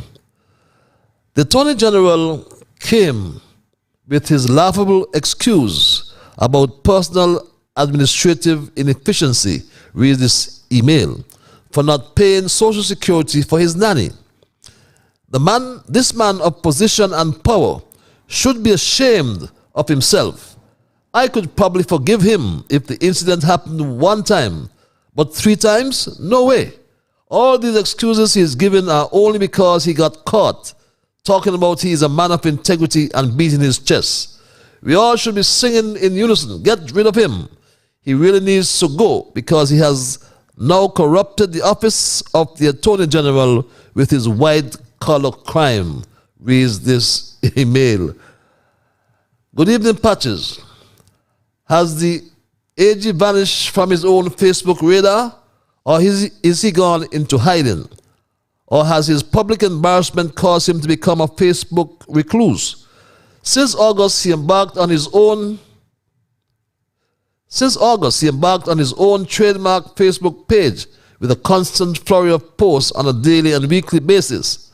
All of a sudden, since the 10th of February 2023, not a single post from the embattled Attorney General. Actually, the last post about his own injunction has been deleted by himself. It begs the question, who is embarrassed now? Who is shaking in their boots now? What a thing. Check it out for yourself. Reads this email.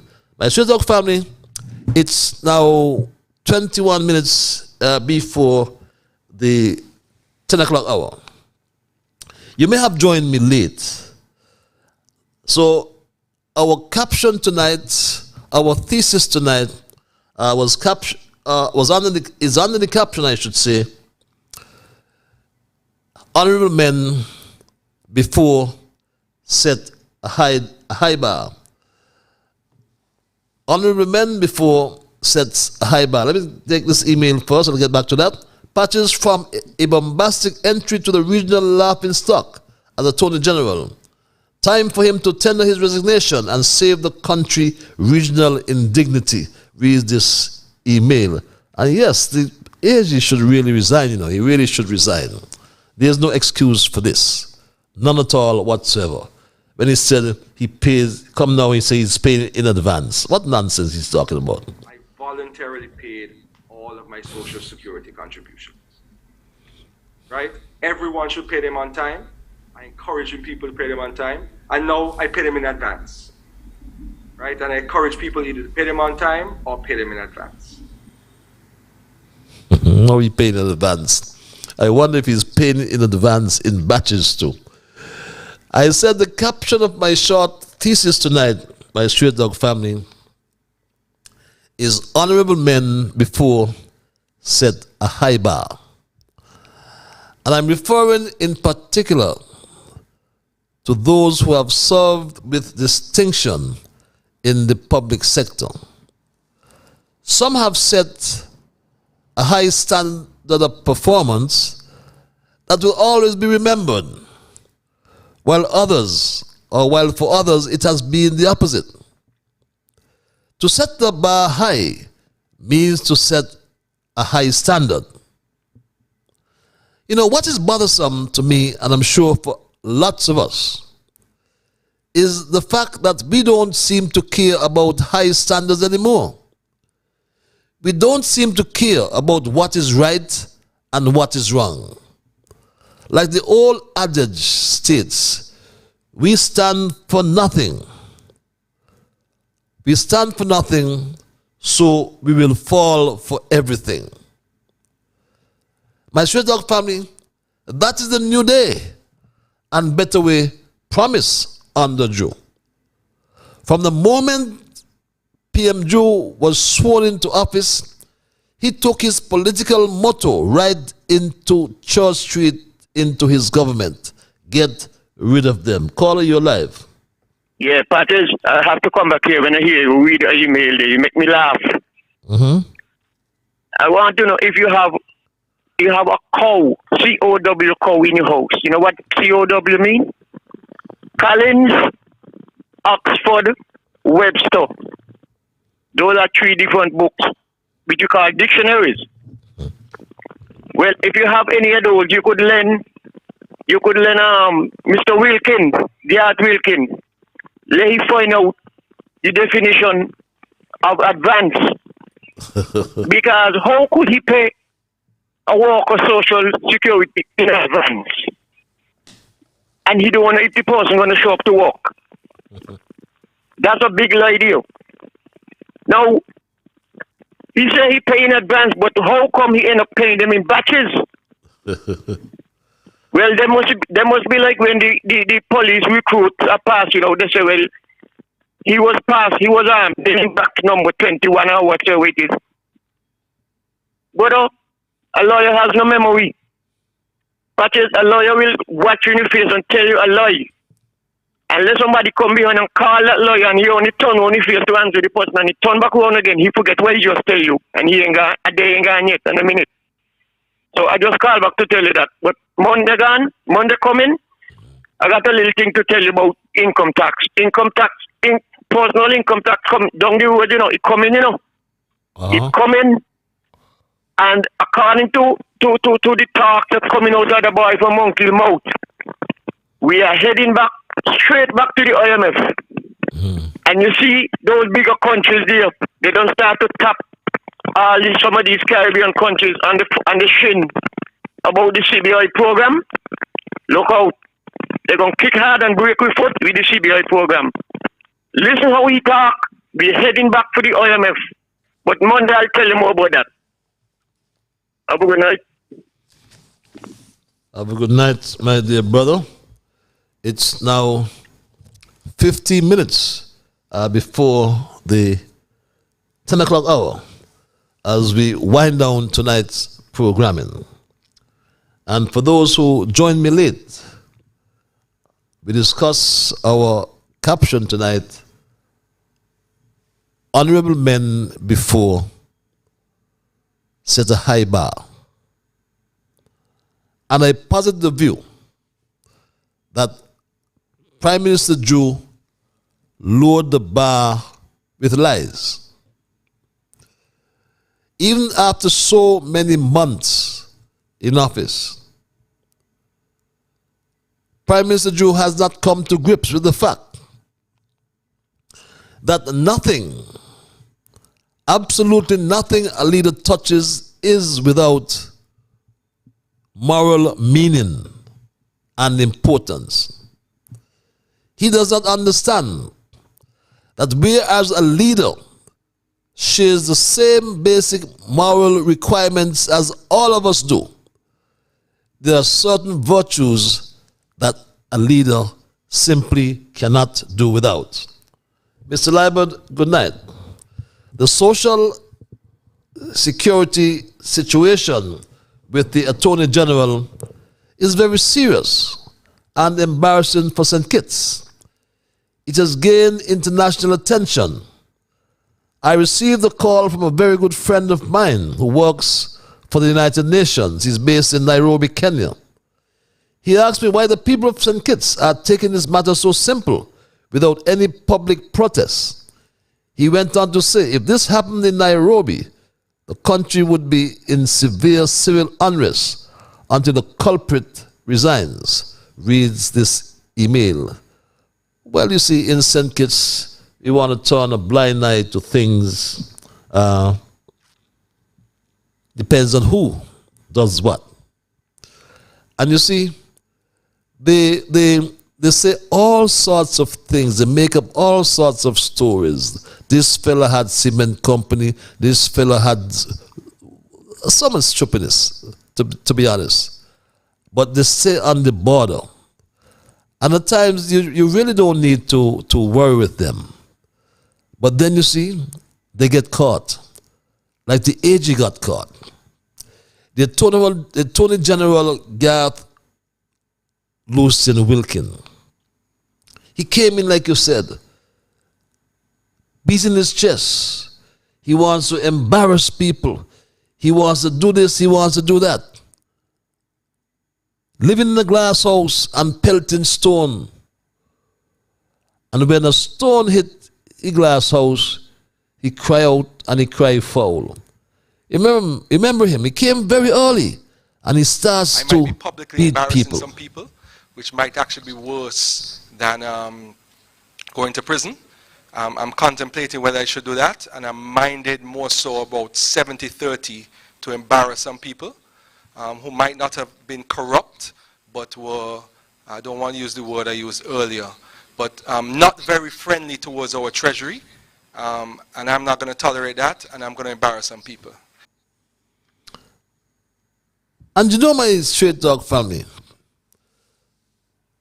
they talk about procurement, for example, and I don't know. Somebody can tell me if they saw it. Because you see, they hired a new company at National Insurance for Security and at the hospital. I have not seen any published request for proposals. I may be wrong. But point me to it if you can. But you see, my straight dog family, he wanted to embarrass people. And in fact, in his closet, he had so many things. And as my grandmother would say, God don't like ugly. For 26 months, he paid in batches, 3 batches. One, the first batch in April 2021 for November, December, October, what am I saying? November, December, January, February, March, 5 months. And when you really check the records, he was elected president of the St. Kitts Nevis Bar Association on the 31st of March 2021. So he cleaned up, paid up his Social Security. And then 15 months thereafter, from April 2021 to August 2022, he paid on the 12th of August. The 12th of August, the very day before he was sworn in as the Attorney General and Minister of Justice and Legal Affairs. That's his second batch. His third batch, even when he held the highest legal office in the land, he transgressed, he violated the law, he broke the law for 5 months or 4 months again. 4 months, I think, this time. September, October, November, and December. And I asked myself, what was wrong that made him go and pay the third batch? And I'm wondering if it's because the CBI dividends were being paid. And if you weren't up to date, then you won't be able to claim your dividend. I'm just speculating here. I like to get the facts. I don't even like to speculate. But you see the tendency, you see the trend, my straight dog family? He cannot be an honest man. He cannot be. And just like his leader, even after so many months in office, Prime Minister Joe has not come to grips with the fact that nothing a leader touches is without moral meaning and or importance. He doesn't understand that whereas a leader shares the same basic morals as all of us do, there are certain virtues that a leader simply cannot do without. Truth, I submit, is one of those virtues because it is good for the greater society. Telling the truth is central to leadership. But Prime Minister Joe could or does not accept that government is continuous. So he could tell his followers that 7 years, he could not tell his followers that 7 years of Team Unity was one of the most productive years in the history of the Federation. And it was, from a social, economic, and political perspective. No one can dispute that, my straight dog family. Income tax reads this email. Patches, the new payment method for civil servants intended to be introduced in July of this year is a strategic setup for the impending income tax, which will be reintroduced by Labour later this year. Reads this email. This other email reads,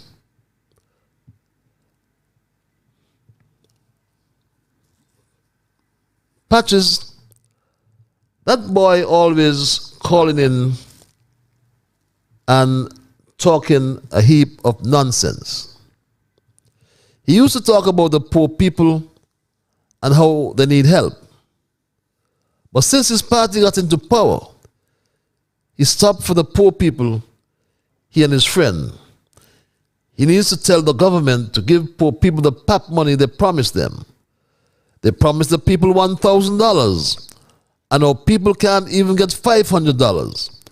That's what he should be talking about, Curtis, be talking about. He needs to tell the government to stop treating poor people so bad and give back the people the food voucher they had taken away from them. This is a heartless government, reads this email. And you know, my straight dog family, as we wind down tonight's programming,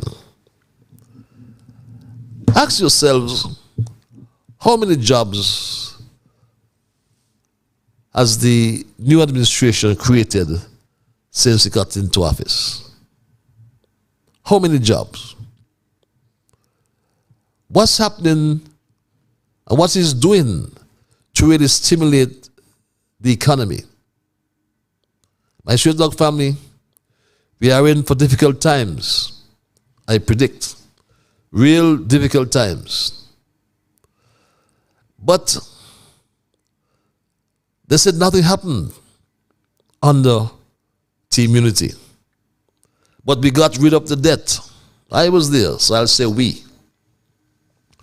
We drastically reduced the high crime rate.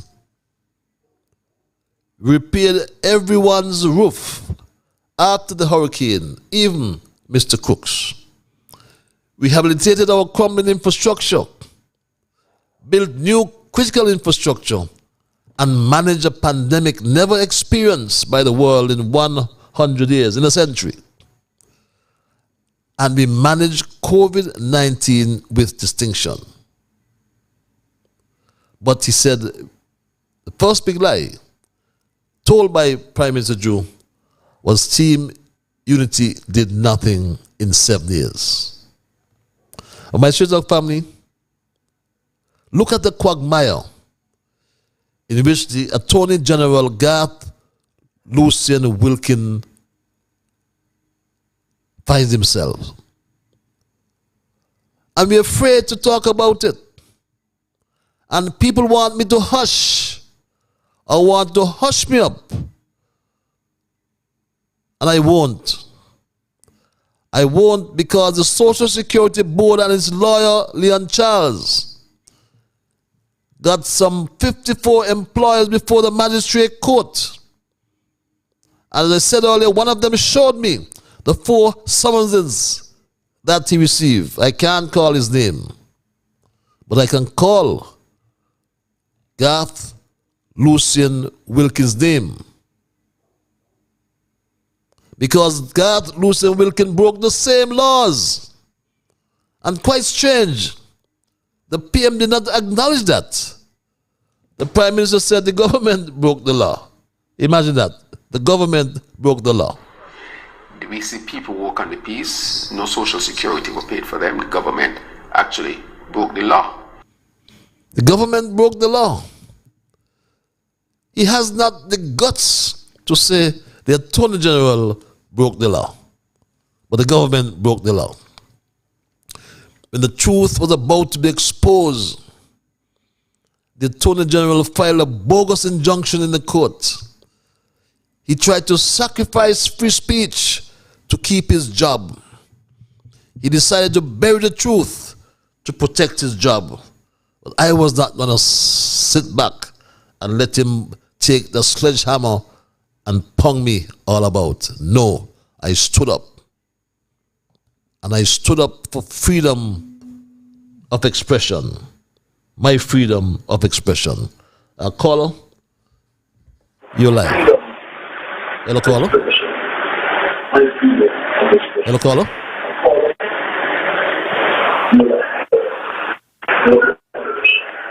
Hey there, caller. Okay, that caller obviously not listening to the phone. Yes, I stood up. I stood up for my fundamental rights and freedoms as guaranteed in the Constitution. My Straight Talk family, we wind down tonight's programming. I've received calls from all over the world.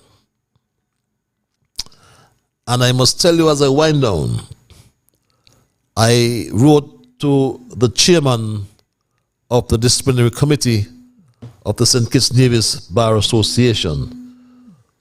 Caller, you're live. Hello, caller. Yes, thanks. Thanks for having me. Mm-hmm. I know you have a topic tonight, and I called in on it. But there is another problem in this country, and this is all about the environmental tax that's being lost from since 2002. And I have a problem with it. People believe that this environmental tax was enforced to prevent people who need to purchase a car overseas. And because of the Hartford and the city fees, feels that they will be deprived from sales, this tax was imposed. Well, I found out it was not really true. But that topic have to come up someday.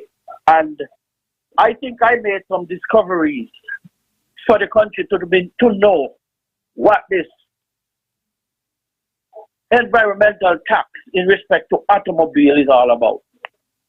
And there is corruption with the government with this tax in the name of environmental tax. I think the bill was proposed in 2000 and came to law in 2001. And that needs to clarify because the government has been collected wrongful money under the name environmental tax. You mean up to today's date. the environmental levy? The environmental levy. Yeah, but that's not just. I have looked at the calculator in respect to a car that is 2 years or younger of $1,000 environmental tax. So that will be most likely the dealers like the Hartsford and whosoever else, or where a new car is in the request. But I take a point. I am not disputing what you're saying, but the environmental levy covers other. Mr. Hello? I know you run out of time, but we got to look at the fact why our environmental tax was charged. Because environmental is something to deal with the environment. And if when it comes around automobile, you must have an emission tool to check the emission because the environmental tax should have based on pollution for that within itself.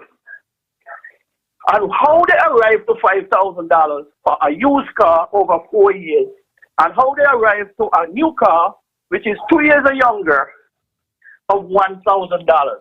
Yeah, I'm not disputing. What is inflation? Plus, we don't have an emission tool to check the emission from vehicles. And I'm going to tell you, the Caribbean region is one of the greatest emission polluters and under check.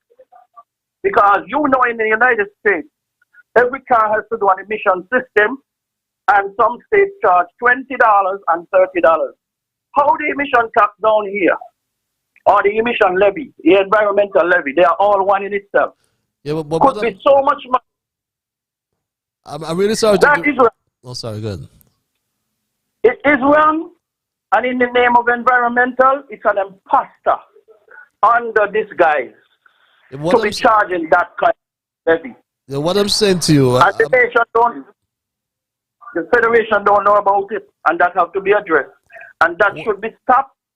And a class action lawsuit, who all were involved in paying that kind of money, should go against the government to refund plus interest.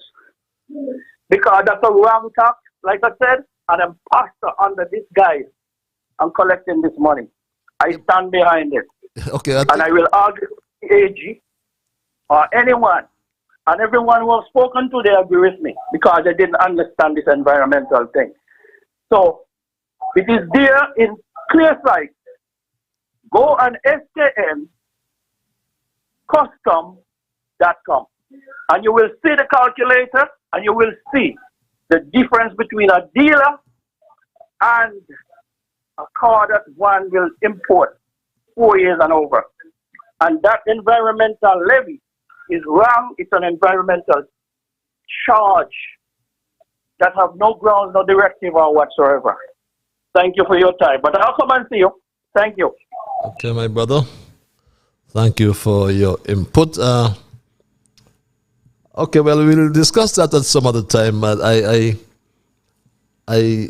believe the Environmental Levy Act, I'll have to perhaps read it. It does not just cover vehicles. That's the point I was trying to get in, you know. It is, I think it's even levied on. But let me not talk out of turn. I will look at it, my dear brother, and I'll get the information because we're out of time. Our time is done, and I gotta run. I've received calls from all over the world. I was gonna say earlier, or let me dispense of these few emails that I just got in before I leave. Good night, Mr. Patches. Once again, I salute you for your tolerance of the fools that called in tonight. These idiots want to control your show and make you a laughing stock. The foolish woman called in accusing Sir Timothy of stealing $20 million. Sir Timothy is the finest that the Federation of St. Kitts Nevis was blessed to have, keeping watch over them. There is none to walk in Sir Timothy's shoes. That foolish woman should know she could be taken into a court of law for slander. Where's the proof? And why hasn't she gone to a court of law to press charges? Indeed, she is a fool because she has made herself one. That other gentleman is also a fool. He's been trying to draw you out for a confrontation without cause. Again, I say, do not entertain him. You are much better than that to be counted a fool with him. The Attorney General, Garth Lucien Wilkin, made his bed with fleas. Now let him shake in his boots. He should resign if he has a conscience. Unfortunately, I believe it's sealed with a hot iron. Shame on the Attorney General. He should go now. Go issue tonight. Do not be silenced. Stay strong. Reads this email. This other email reads, Patches, good night. I was at a closed meeting just recently, and I will tell you straight off the bat that this social security situation about the AG is just the tip of the iceberg. Facts will be made public in short order about more corruption. Our country is in a mess. We are in for difficult times. Our country is under scrutiny internationally with this renegade situation. God help us. Reads that email. Mr. Patches, Florida State doesn't have emission check. It's a quick email. And payments in advance. Let's clarify this. Technically, if an employer seeks to pay contributions in advance, that employer would in essence be making a false statement. You simply cannot make such a fictitious declaration. The form used to pay contributions by employers is a serious declaration saying that for the previous month, a particular number of employees worked and were paid a specific wage or salary. The only advance payments that were and are accepted by Social Security are payments from self-employed persons, not employers. This is a special accommodation by the Social Security to assist seasonal self-employed persons, such as taxi operators, to enable them to pay during the high tourism season to cover for the balance of the year until the next season. That is simply because the contributions by self-employed persons is a predetermined amount. There is no similar facility for employers. Thanks for the clarification. I know that what the AG was saying is another bogus trick he's trying to put on the country and to cover his act instead of resigning. Instead of resigning, he came with some nonsense about paying in advance. Here's what he said. I voluntarily paid all of my Social Security contributions. Right? Everyone should pay them on time. I encourage people to pay them on time. And now I pay them in advance. Right? And I encourage people either to pay them on time or pay them in advance. Fictitious declaration according to this email. But my Straight Talk family, I receive calls as I wind down tonight's programming from all over the world. I wrote to the chairman of the disciplinary committee of the St. Kitts Nevis Bar Association for some guidance. I'm disappointed that it was not treated with utmost confidentiality, as someone of the agencies that was copied in the letter obviously leaked it to the media. That's unfortunate, my Straight Talk family, but I've got acknowledgement from the chairperson of the committee, and we look forward to provide much more information. But the AG, his bad conduct must not be condoned. He got caught. Now he's telling us he's paying in advance. Is he paying batches in advance? I read the act and did not find one mention about batches or advance payments. And that emailer clarified what we were worried about. The law says, file on time and pay on time. What is the AG saying to the 54 people presently before the court? Can they too pay in batches? Batches cannot be a justification. The Attorney General Garth Lucian Wilkin should say, I broke the law. I am sorry. I ask the country for forgiveness. It won't happen again, but I'll tender my resignation. My Straight Dog family, the AG must go. I expect my leaders to shoulder the responsibility for the actions they take. Yesterday, he did the opposite of that. So I'll remind him of a quotation altogether too familiar to him of Leo Amory to Neville Chamberlain. You have sat there too long for all the good you have done. In the name of God, go.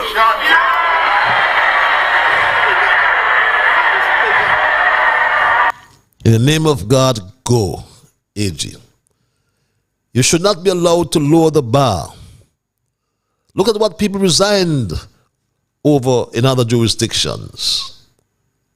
Honesty and integrity are crucial to the success or failure of the job of every Attorney General. For Attorney General Garth Lucian Wilkin to remain in office must be seen as an affront to the Constitution and the rule of law. Some political leaders in the world make big mistakes. They never resign. Some make small mistakes, but they immediately resign. What makes a political leader to resign or not to resign has something to do with having an honor or not. Those who have honor always choose the honorable way, resignation. Prime Minister Joe has said that the government broke the law. A High Court judge has said the AG broke the law. The country must tell the AG, like Cameron said to Corbyn, go. Or perhaps he must be told he sat in his position too long. And like they told Boris Johnson, I want to tell AG Garth Lucian Wilkin in the name of God, go. The lack of integrity, morality, and honesty of Prime Minister Joe and AG Wilkin was displayed for the world to see. Papa Bradshaw must have rolled in his grave knowing that honorable men before set a high bar. That's my story tonight, my Straight Dog family, and I'm not going to change it. Until we connect on Monday for another edition of Straight Talk, have yourselves a wonderful weekend. Do your chores, go to church like I do. If you look in a home church, Zion Moravian got some space for you. Do your chores like I said, and remember, be good to all whom you meet. Let's try to build a kinder, gentler St. Kitts and Nevis. The truth can get us there. Remember, whatever your mind conceive, that you will achieve. So when you wake in the morning, thank God for the morning light. Thank Him for taking you to the night. And my Straight Talk family, keep moving on. Bye-bye. Until we connect on Monday.